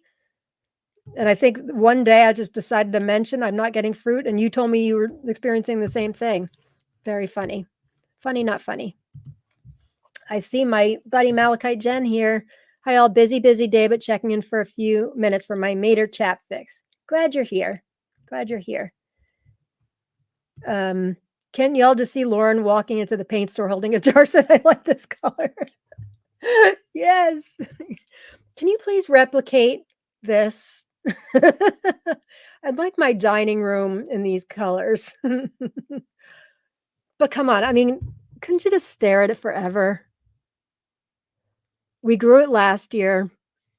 This is Jarson 1, which is a cross between Great White and Kazula 25. Let me show you. I did make a slide. Here it is. Grew it last year as an afterthought because I wasn't really interested in a Great White Kazula 25 cross. And wow, it blew me away, much more so than the Jarson 18-3 in looks and flavor, production, huge fruits, everything. I gave away so many seeds this year, and I'd saved a lot that I've been running low. So I thought I would make it one of the few we're growing again. And I am so glad we did, because the flavor is better than I remember. And it, once again, like, I don't know, for those of you, Jarsons just aren't stable. So for those of you I gave Jarson 1 tricolor seeds to, I don't know, did you get the same thing? Because I certainly got the same thing 2 years in a row here, but it's possible you didn't. Mine are still the same. They've got the point at the bottom, tricolor, same flavor, everything. But you could have gotten something different. I'm going to show you something unique in a couple minutes. All right, so I showed you large membranous. Oh, all right, let's start in on the regular tomatoes here. So my friend James Maxwell, who is always so generous, and he gets me all these really hard to find seeds from, the heck's the name of it? Not Secret Seed Cartel. Seed something. How can I not remember? I've got some of his right here. How can I not remember? Seed Savers Exchange. Duh. He's always sending me stuff. So generous. He also knows I'm a sucker for a good story. And he shared a story with me he found out this week about a variety that happens to be one of our favorites of the year. This one, Hunk Papa. I've got one right here. I've saved a lot of seeds already, but I have one right here. This is Hunk Papa. This is a small Hunk Papa. This plant has been crazy productive, and this is delicious. You can see the fruit in the photo there is 1 pound, 2 5/8 ounces. So it's a good size. What I said about it, Rob and we gave it an 8 out of 10. It's got a Brix of 4.3. I wrote, what a tomato. Huge purple fruits that are so prolific, deep color throughout, and with a rich tomatoey flavor. A great tomato sandwich tomato, umami extreme on this baby. Fantastic potato leaf. Very productive with large fruits, all over 1 pound. No, this one's not over 1 pound, but the others were. It's bred by Bill Jeffers of the United States. And I hadn't put up my official review yet, but I'm just going to tell you now, spoiler alert, 8 out of 10. with a Brix of 4.3. And then James told me this week he learned from Bill Jeffers in his group more about the name Hunk Papa. Here's what we know. According to Bill Jeffers, the name Hunk Papa means campers at the end of the horn and refers to their position in the large summer encampments of the Lakotas. Sitting Bull probably is the most recognized member of the Hunk Papa Sioux Indians. Isn't that so cool? Honestly, the name I just thought was a cute name. I had no idea it ran deep into the Native American community and the Sioux Indians, but that's really, really neat. And again, I'm a sucker for finding out everything there is to know about a tomato. So James, thank you. I told you I was going to be including it today, and I sure did. This is one great tomato. Kina, my Hunk Papa had to go today, so no hunks this season for me. Oh no. Yes, I'm glad you mentioned that, Safi. I got my seeds from Bounty Hunter, and I have the do I not? Oh, rats. Oh, yes, I do. The link to order Hunk Papa right here. It's a good one. Should we cut into it now? Sasha says, I feel this tomato calling me for some reason. We've had a number of things with similar coloring. Purple light is one of them. And that was really productive, but flavor was just kind of eh. That came from Bounty Hunter also. Also, Blue Ridge Black, also really productive. Not a fan of that one. Let's cut into this. Jen wants to, how is that Jarson one not 2 pounds? It's not. It's just under, which has been the story of our 30-year career. Everything just under. I know a guy that could airbrush it with the tomato on my wall. I like it. Right, Jen, it's massive. And this is not out of the ordinary for my Jarson one either. I mean, my mushroom compost is like, steroids, but they were like this last year and they're like this year. I mean, this is a little bigger than some, but not unusual. They don't tend to be small. And I guess that's the great white in the cross. Sathi says, and Bounty Hunter has it in stock. So, all right, so I've put the link in the chat. Did you regrow that Jarson one from the original seeds or saved seeds? Adam, I grew them from my saved seeds because I wanted to do my part in trying to stabilize them. Let's look inside Hunk Papa. We haven't tasted this one in a while. Something I'm noticing too, and I've talked to some of you about this, and I think I've mentioned it, that sometimes the tomatoes taste different as the season goes on. I'm finding better. So I'm giving things a second chance here's a perfect example. Dana's Dusky Rose yesterday, I retasted. I thought it was good. I think this could have been a bit more ripe, although it looks a little mealy, but what does the picture look like? Does it look more ripe than this? No, it looks a bit like about this. It's got the green shoulders at the top. Anyway, Dana's Dusky Rose I thought was pretty good. And after yesterday, I was like, ooh, this is really good. So it went up a point. I think it went from a 7 to a 7.5. Look at this baby. Hunk Papa.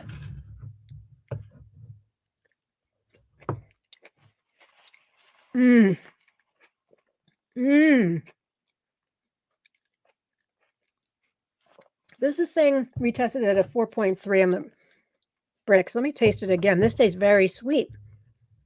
What do we give it, an 8?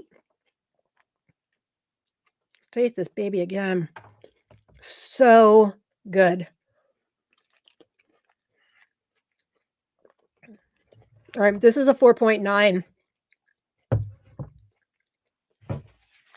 So it's going up. Really intense flavor, which I love. Equal parts sweetness. I'm spitting here, spitting seeds. Sweetness and tang. Not watery. Flavor lingers.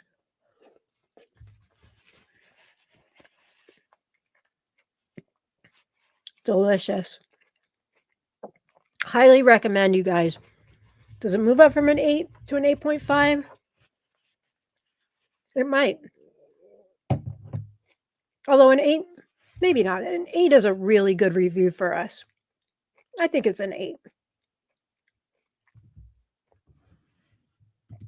Sasha, I knew it. Hunk Papa needs me to regrow it. You're making it sound so good. Yep, on my list. It is good. And I'm really, really glad I'm retasting it, because what happens is sometimes unless things are like crazy. Ooh, did I bring that down? Yes, I did. Unless things are like crazy, insanely good, we may save like one more tomato and the rest goes into seeds and crack. But I'm glad I didn't do that with Hunk Papa. We do have more coming on the plant too. See, this is going in the baggie to save seeds from and to give Rob another taste later. Yum-y. Yum-y. Hunk Papa. So I'm glad James mentioned to me about that story. Where's my little pen here so I can label? Really neurotic about keeping like my cutting board clean under my nails from seeds and stuff. I'm really deliberate about that because I don't want any seeds crossing. So label the bag and that'll be tasted and seeded later.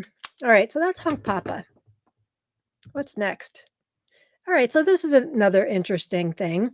So Heidi Schmalz-Dolan, our friend in the group, she's also a tomato breeder. She bred Paws Pride, which I've mentioned a few times, Brand New Micro, and Gigi's Glory Multiflora Micro.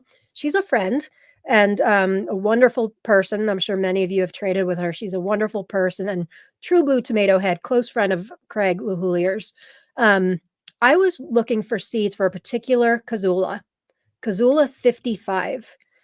No information on it exists other than it is a cross between. Am I skipping ahead here? Did I not put it down? All right, usually I skip a slide, not the information. Could have sworn I put it down. Anyway, Kazula 55 is, oh, it's on the slide here. Kazula 55 is a cross between Cherokee Purple and Black Zebra. And I saw it, we have, just as we have a Jarson cross list in TLC, we also have a Kazula cross list. And I'd been going through it when I was looking for seeds and looking through my Kazula collection list. And I was noticing all of these Kazulas that had Cherokee Purple in the cross that I didn't have. What's to go wrong with Cherokee Purple, right? So I put out, I think it was in Seed Seeking Saturday, I wanted Kazula 55. Heidi said she had them. She had F2 generation Kazula 55, which means like you can't find a picture out there that I've ever seen. There's no picture out there of a Kazula 55. And she said, how about I send you seeds and we can both grow 2 plants and see if we can help stabilize this thing. You think I'm going to turn that down? No way, Jose. So I grew 2 plants, and what has produced are 2 very different looking tomatoes. I have an example of here. Plant 2, plant 1. Interesting, right? The entire plant of plant 2 has fruits that look like this. The entire plant of plant 1 has fruits that look like this. And here they are. Rob and I tasted them last night for the first time. Heidi told me that I think I might be wrong. I think she may have only gotten 1 plant. She's been away most of the summer, but hers look all like the plant 1, the smaller one. So we've been dying to see, because I'm interested in this one. I mean, I'd be interested in both of them, honestly, but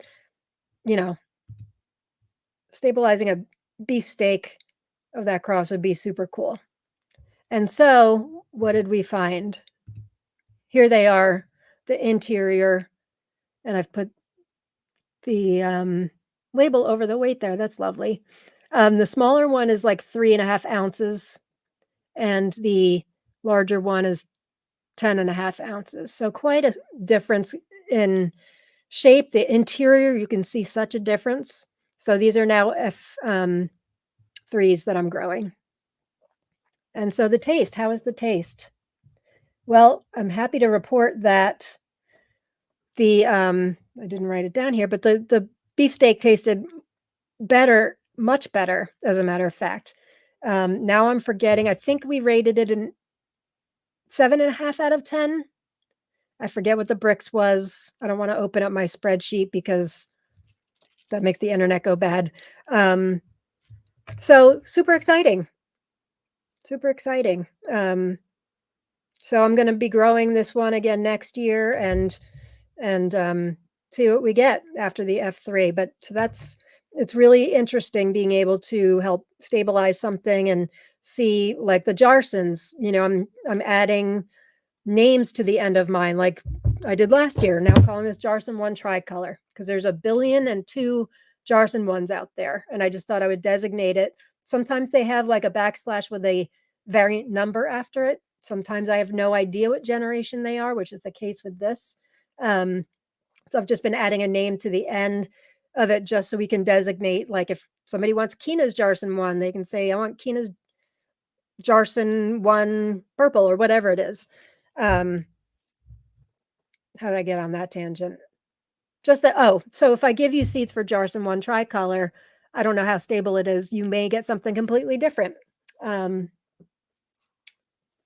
on that same note, when I actually dropped this on the floor, accidentally, it rolled off onto the floor. So it looks different. So Jarson 4. Hope you guys don't get bored of these Jarsons and Kazulas. Just pretend they have regular names. I know the numbers can get a bit boring. But I ordered seeds from Tomato Eden for Jarson 4. Jarson 4 is a cross between Malachite box and a Polish variety called Sakiuka Chusiak, which I didn't know anything about. But it looked great in the picture. I mean, I love Malachite box. So, I thought anything that crosses with that looks great. And so I grew it. Again, not knowing the generation. And here I showed this on my on my garden tour the other day. I'm getting plums. I'm sorry, pears.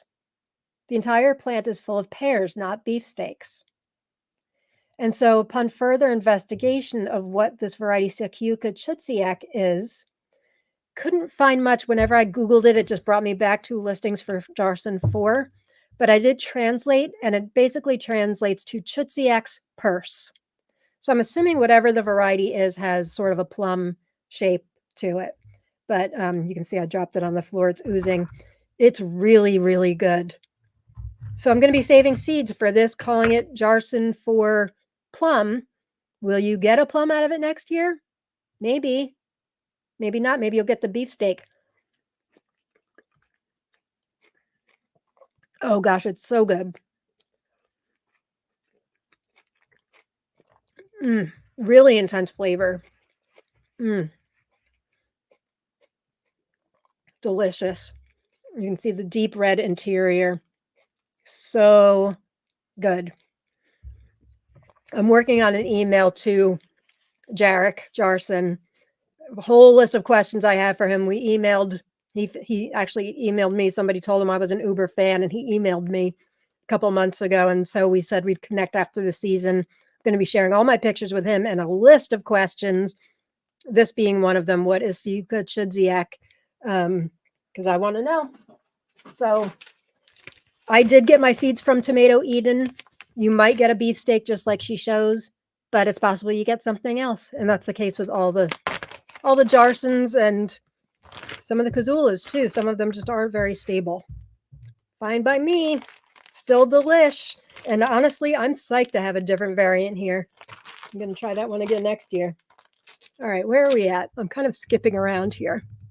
Let's get to some comments. Kina went to bed, it looks like. Bye, Kina. Thanks for being here. Kristen lost connection due to Hurricane Debbie. First year growing Kazulas, and they're amazing.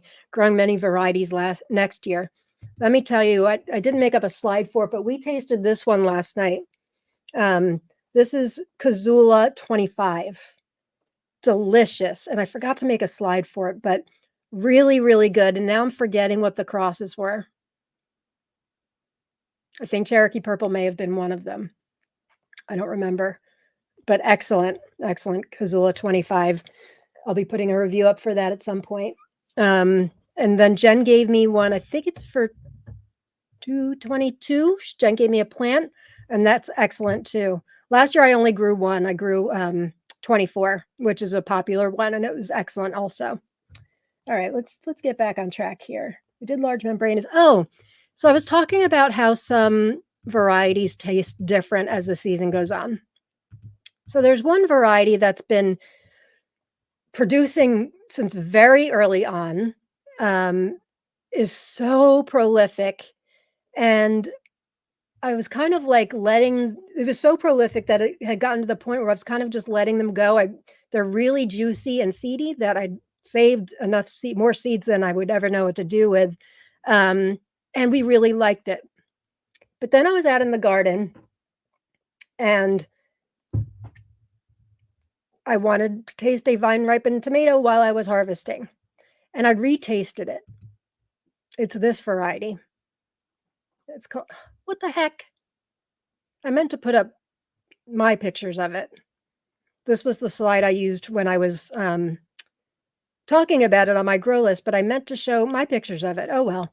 It's called Chinese Princess or Kitaiskaya Princessa. It is from Russia. It's an amateur variety. Let me show you what these babies look like. The plant is loaded with these.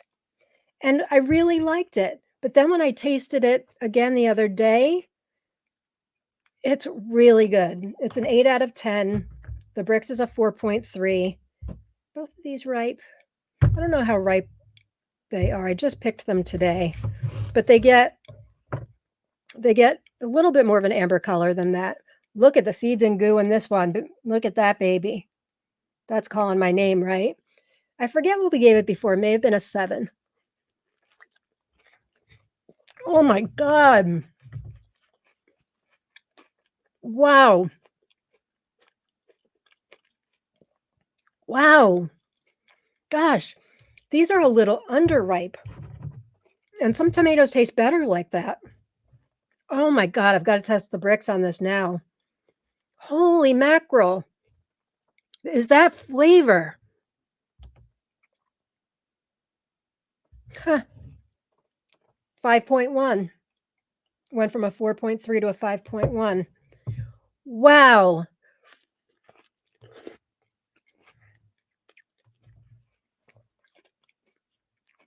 God, that might have to go higher than an 8.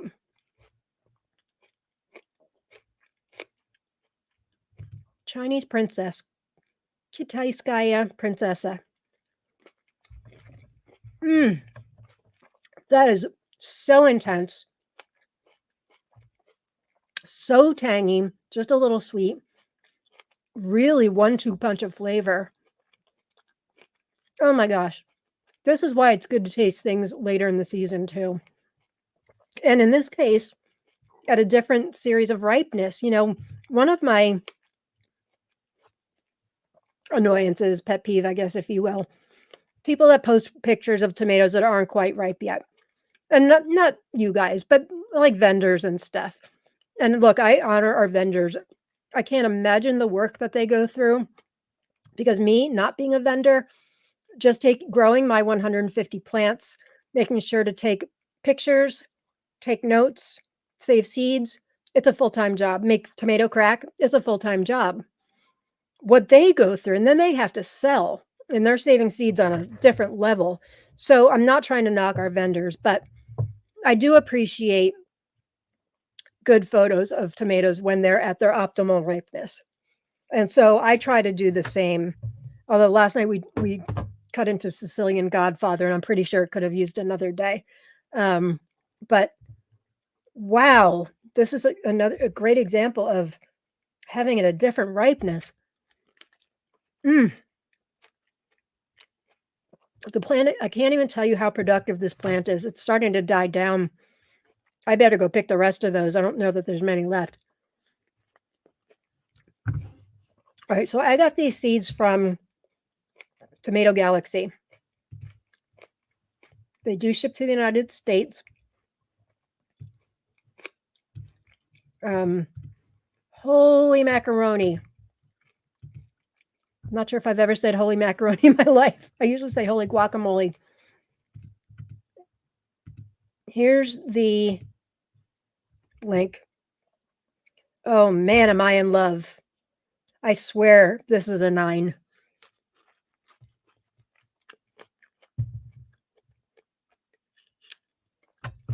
Okay. I'm an oohing and on here. I see Adam. Are you saying there's a Kazula 55F6, Adam? So 2 might be different.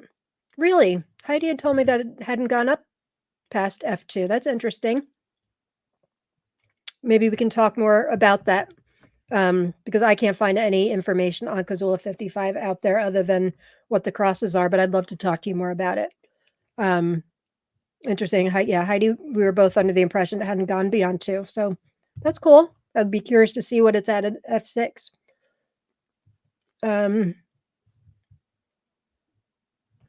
Those are so cute. They are so cute. So flavorful too. Yummy. I'm really, really glad that it gives out a lot of seeds and goo because I saved so many seeds from this. But still, when I thought it was just kind of okay, that's delicious. If you've got to like tart and tangy to like it. It's not, if you like only sweet and non-acidic, that's not the tomato for you. But if you're like me and like a lot of flavor, that's a great tomato.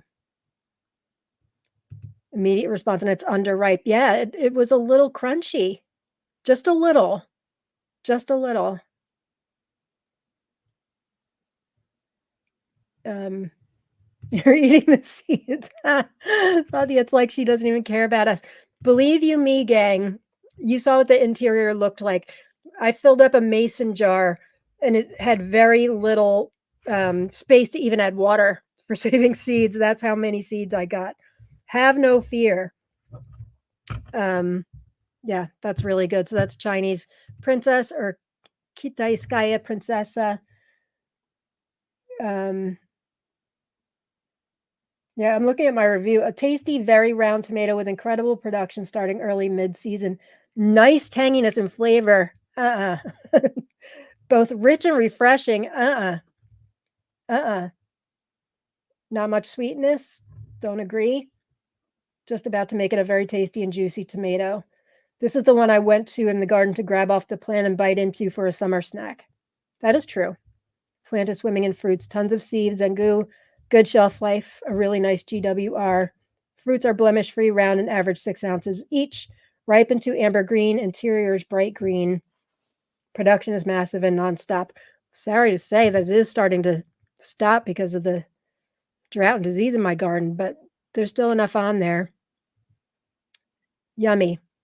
Highly recommend that one. Now I have to go back and change all these reviews. Okay. This next one, I've talked about it ad nauseum, I know, but Rob and I have our own tomato. It's called Membranous Noir. I've given seeds to many of you. It was a cross in our garden many years ago of a Membranous Noir and an unknown cherry. I think I know the cherry, but not positive. So I was getting smaller ones in the beginning of the season because they were in grow bags, but this is around the size of these babies. I love this. I don't know if anybody's out there grown it already. Let me know your thoughts.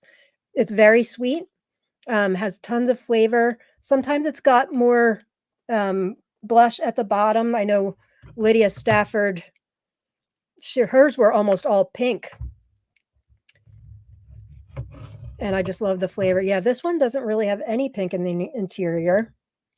Sometimes you can see it when you, yeah, just a little bit. Just a little bit.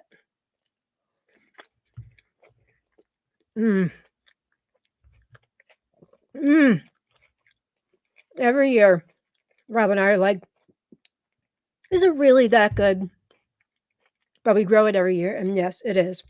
Very sweet. Very sweet, but with just enough tanginess where it's not annoyingly sweet. Yummy. Let's test the bricks on that. I'm so proud of this little guy. It's been a pleasure sharing seeds all over the world.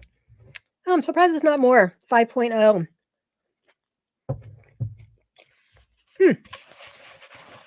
Sometimes you do get surprised by the brick score. To me, that tastes even sweeter than 5.0. I remember testing this prior. It was like an 8 or a 9, I think. But Membranous Noir, I've got lots of seeds, you guys.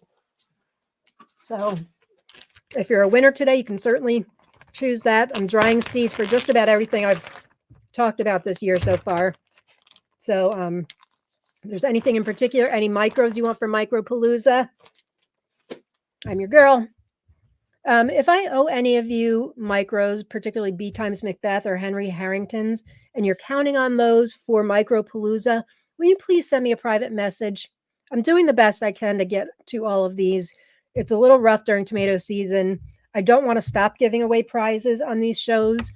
And I do keep track, as you all know, and I always give extra, but I know I owe many of you B times Macbeth and or Henry Harringtons, and I want you to have that for Micropalooza. I also know that I'm pretty much the only source for both of those at this point.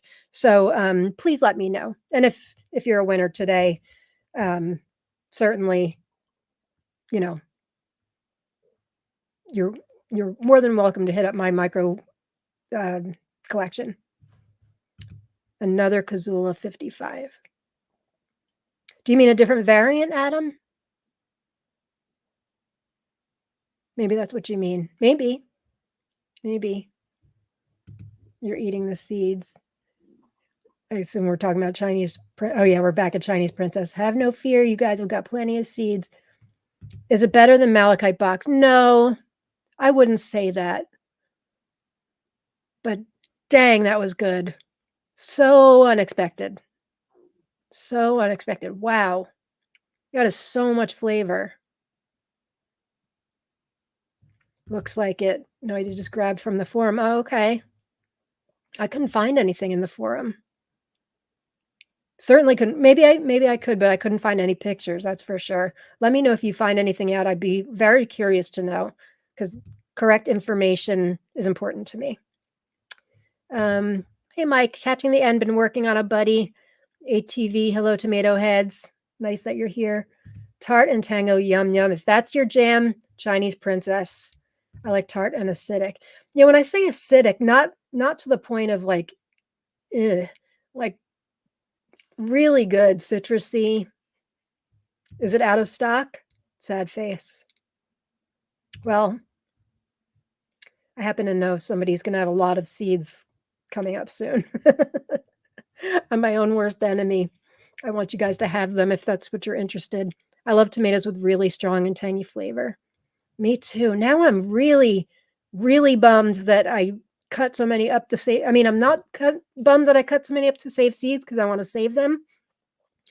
I'm running out right after the show and like picking the rest of them. There may only be like 10 left on there. That thing was cranking them out. Got to get seeds from Lauren Chinese Princess. Yeah, it's a good one. Oh, did you grow that one, Heidi? It was awesome. I wish I grew more before it died. I assume you're talking bananas. Yes? Yeah, I'm glad you liked it. I find I like sweet tomatoes some days, and others I prefer flavorful and acidic with just a touch of sweet. Me too, Sasha, for sure. Yeah, like with banana Noir being so sweet. Normally, it doesn't say that according to the refractometer today, but it is a sweeter tomato. Sometimes it's just what I want, and other times I want something like Chinese Princess. It's just like smack yo mama in your face flavor. Wowza. We have some on the plant. Haven't yet got to try any. Thank you again. You're welcome, Banana Swara. Catherine, I'm glad you like it. Really glad you like it. Oh, you did find a picture of Kazula 55. All right. I guess my super duper tomato research skills are lacking. I couldn't find anything. Oh, Sasha, like this live. Thank you guys. If you don't subscribe, thank you very much. Thank you very much. Yeah, I think we were like hitting 900 maybe 2 weeks ago, and now I think I'm in the 920s or something like that. So that's cool beans.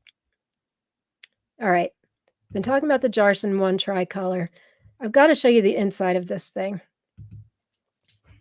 I should have brought my bigger. Sometimes you get a tomato and you like your regular knife just doesn't cut it. And I use like a bread knife. But I just like the pictures don't do it justice normally. And a lot of times I'd be like, I hate to cut up such a big tomato on the show because, like, I should really save that for when we're having a tomato sandwich or something. But there's so many of them. I hope this one's a pretty one. They usually are. It's probably, like, the interior is probably the prettiest tomato we've grown. Ooh, ooh, and ah. Look at this. Look at this juiciness. Now, wait. It gets better. So, again, this is a cross between Great White and Kazula 25. That's what I'm talking about.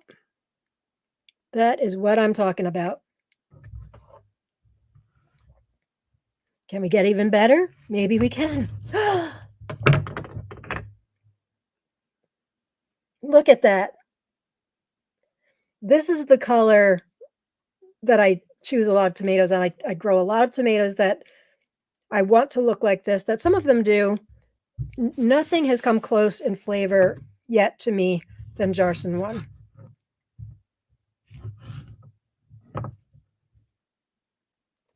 Look at that.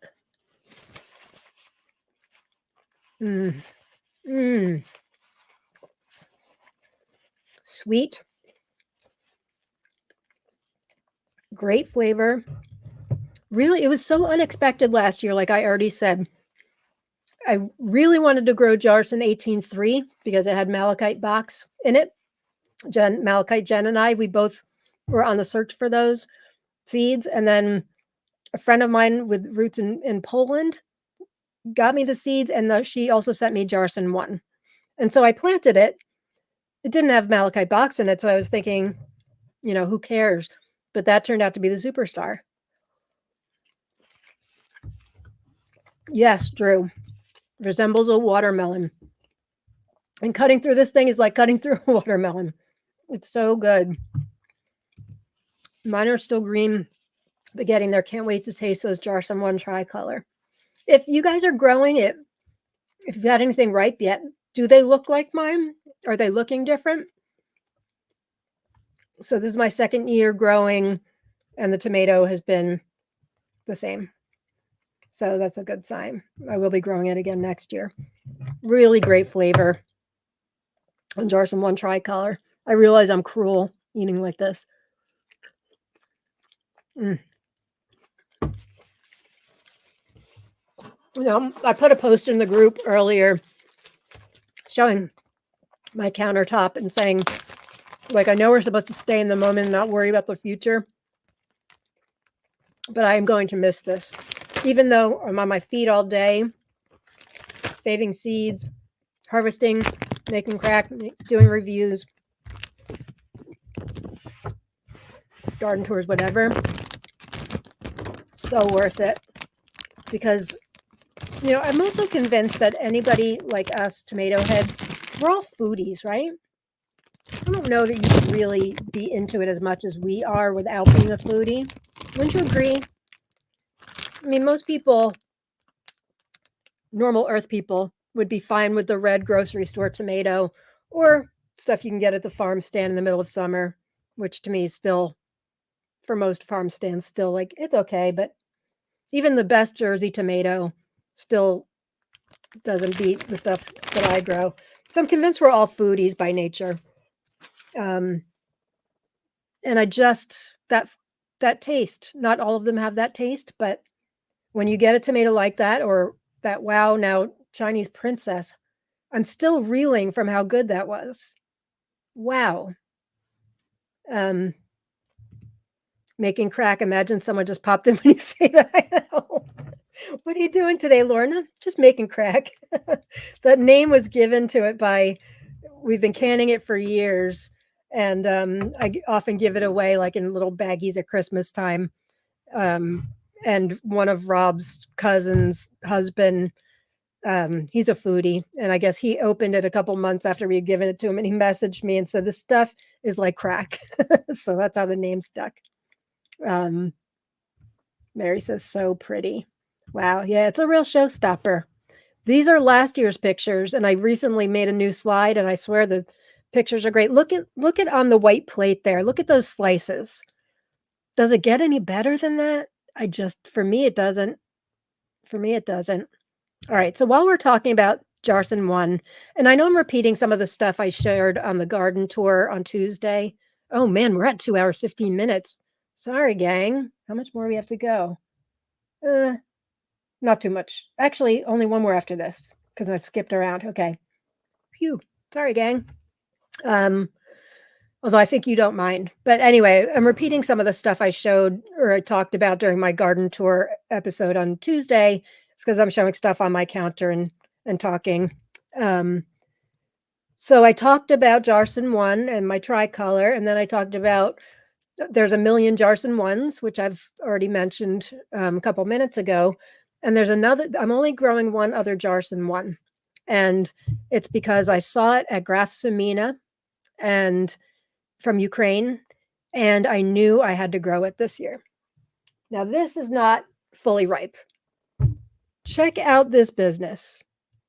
Same cross as the Jarson 1 tricolor that I just showed and cut up and eat in front of all of you. Same cross, Great White and Kazula 25. Where does the antho come from? I have no idea. But I'm calling it Jarson 1 Striped Heart. We ate a ripe one the other night. Here's what it looks like. Really good. Really good. Flavor was similar. We gave it an 8.5 out of 10, which is what we gave the tricolor. The Brix is similar, 4.6 on the tricolor, 4.7 on the Striped Heart. But looks completely different, doesn't it? I mean, the interior is similar, but you've got, again, this isn't a ripe one, but this will turn a bit more pink. It didn't turn as pink as I expected it to, but it was most definitely ripe. You can see it's got like a blush there. I kind of thought the antho would disappear. It doesn't have that antho flavor, thank goodness, but it's just so amazing.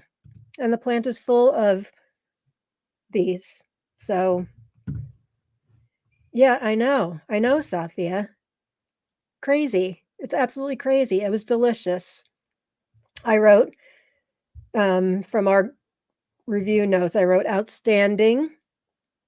Looks completely different from Jarson 1 tricolor in that this is a green-red striped heart with antho at the shoulders. Amazing how the same cross can bring this look. Plant is productive and cranks out these fruits that average around 12 to 14 ounces each.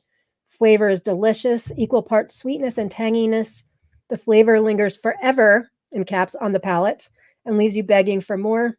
Very intense, fantastic tomato flavor that gives a citrus vibe. This is simply an amazing tomato. So you can get these seeds from Graf Semina. Let me get the link, I hope. Yes. Put the link in the chat, in the comments here. There you go. So clearly what I had ordered from her turned out to be true. I mean, in her pictures, it looked a bit more red than what ours came out to be, but there's no question it was ripe. I mean, you could just tell by the squeezing of it and the interior. But yeah, I knew when I saw hers. And Tomato Eden has about 4 or 5 different Jarson 1s also. And none of them are designated with extra numbers or names, which is what makes things confusing and why I think adding names to the end might be helpful. Even though they're not stable, you may not get even what the name says. But for now, it's Jarson 1 Striped Heart. Okay, one last one that I wanted to talk about that we tasted last night. These, I got a plant from Deb Toothaker when I got to visit her, or when she got to visit me when we went up to New Hampshire for a wedding. This is called Indian Reservation.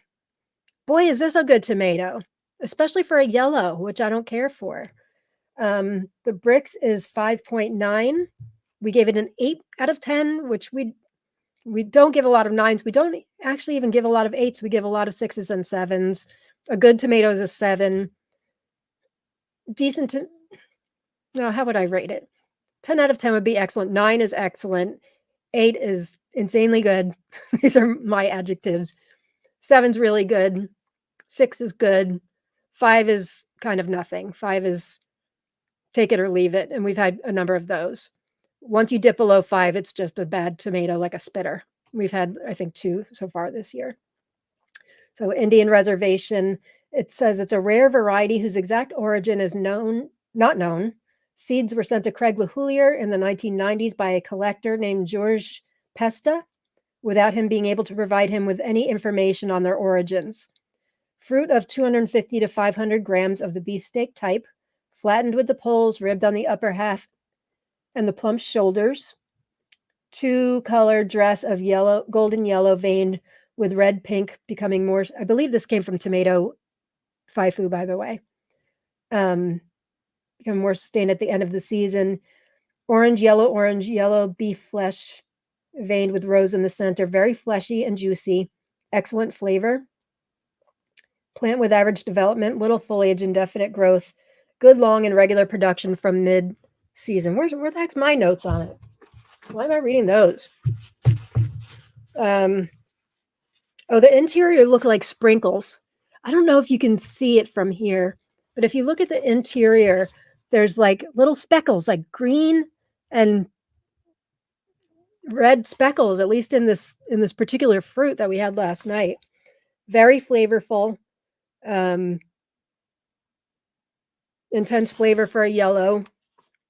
I'm not a big fan of yellows, but this was a good one. So Deb, if you're watching, thank you, Deb. Bounty Hunter does have a Jarson one. Not sure which one it is. His looks like it's a slight tricolor also. So yeah, I noticed he's starting to sell some Jarsons also. High marks for yellow. It sure is. We had our first one of this like 3-4 weeks ago, really early in the season. It was like, I don't know if you guys ever get just kind of a random fruit that ripens way before everything else. And sometimes it's like really scabbed up and stuff. That was the case with our first Indian Reservation. And it wasn't even nice enough to take pictures of. It was really scabbed and I think cat-faced and all that. But we ate it. And it was so good. And so we've been waiting for the rest of them to ripen. Now the plant is a goner, but we got probably 10 fruits from the plant and it's really delicious. So highly recommend that. Linda says, same, yellows aren't my thing, but there are good ones. And Mary says, you traded for Indian Reservation. Yeah, it's a great one. Also had a really good, we gave a 7 to this one last night, I think. This is Behind the Wheel from Bill Yoder's Depeche Mode collection. I didn't intend on, I don't think I wrote anything down about it, but I think we gave this a 7 out of 10. Again, really good. It looks similar coloring to Indian Reservation. I was actually messaging Bill about it today. He's got his surgery tomorrow, so I thought he could use some good news and tell him we liked Behind the Wheel a lot. That is it for today as far as information and slides I provided, but let me show you a couple more of my favorites before we go. I mentioned this the other day, Copper Pipe, which I got from Carolina's Paradise on Etsy. Fantastic tomato. Fantastic tomato. Another plant we got from Deb, Alchemist. Another great tomato. I'll be giving the real reviews at some point. Is that it? What's this? I got the Kazula. Oh, and I've shared this a few times. Butterscotch Stripes from Bounty Hunter. Excellent tomato. Very productive. Really, really tasty. And I already showed this one. Rusted Soul. I know, Jen, you gave high marks on this last year. I understand why. It's a really good one. All right, gang. That's it for this week. Gotta save. Oh, I wanted to show you. I shared a review in the group. I think it was last week on one of our favorites of the year, probably one of our favorites of all time, Bogatyr Ilyusha. And I wanted to show you this gorgeous fruit we picked. Oh, can't wait. Not fully ripe yet, but did I put I don't think I put the slide up. No, this is a fabulous tomato. Fabulous tomato. Seeds can be found Tomato Eden, Lux Tomatoes, where I got my seeds from, Grafsamina. Fantastic. Let me write in the chat the name of it. Actually, I'll put a banner up. Bogatir. I think this is the right spelling. Run, don't walk to get this one, gang. Excellent tomato. All right. Should we give away some prizes? So here's a scoop. I'll draw 5 names. You can private message me. You can let me know if there's anything I've been talking about recently that you want. You can choose 3 varieties. I always give away like 1, but with like 2 bonus. Any micros that you may want from Micropalooza. If you can't think of anything off the top of your head, I can give you my spreadsheet and you can choose of the Jarsons. I've got some Bill Yoder's Suffer Well, Shake the Disease, 2 more amazing varieties, Nano's Meatball Dwarf. I've got stuff. Just know you're not going to get it for at least a couple of weeks. But if you want micros for Micropalooza, I will move you up. Absolutely. So let's do this thing. Share screen, giveaway tool. Here we go. So if you didn't already, type in #tomato really quickly. And I want to thank you guys all for joining in. Have so much fun with these on Thursdays. The fact that it's 2.5 hours. I know I've gone longer, but 2.5 hours just shooting the breeze about tomatoes lets me know that I'm with my people for sure. And I really love you guys. I love these episodes. All right. So let's do the first one. If you're not in the group and you need to, and you're a winner and you need to contact me, let me put my email address up in the comments here. Do I have a banner? I should have a banner of it at this point. How do I not? All right. Pretty short one. All right. Here's my email address. Lerny@me.com. Lerny's an old family nickname. Okay. First one. Still time to get in #tomato if you didn't do it yet.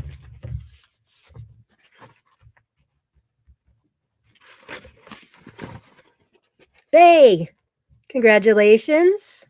I think I owe you something else. Let's talk. Okay, congratulations, Bay. Second one.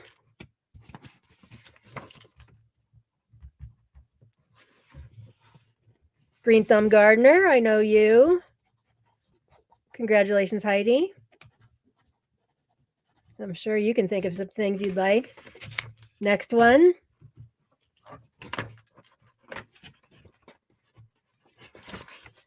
I'm finally starting to get to know the YouTube channels associated with the name. Pam Sue, congratulations. Okay, how many is that? 1, 2, that's 3. Yes, 1, 2, 3. We've got 2 more. Next one.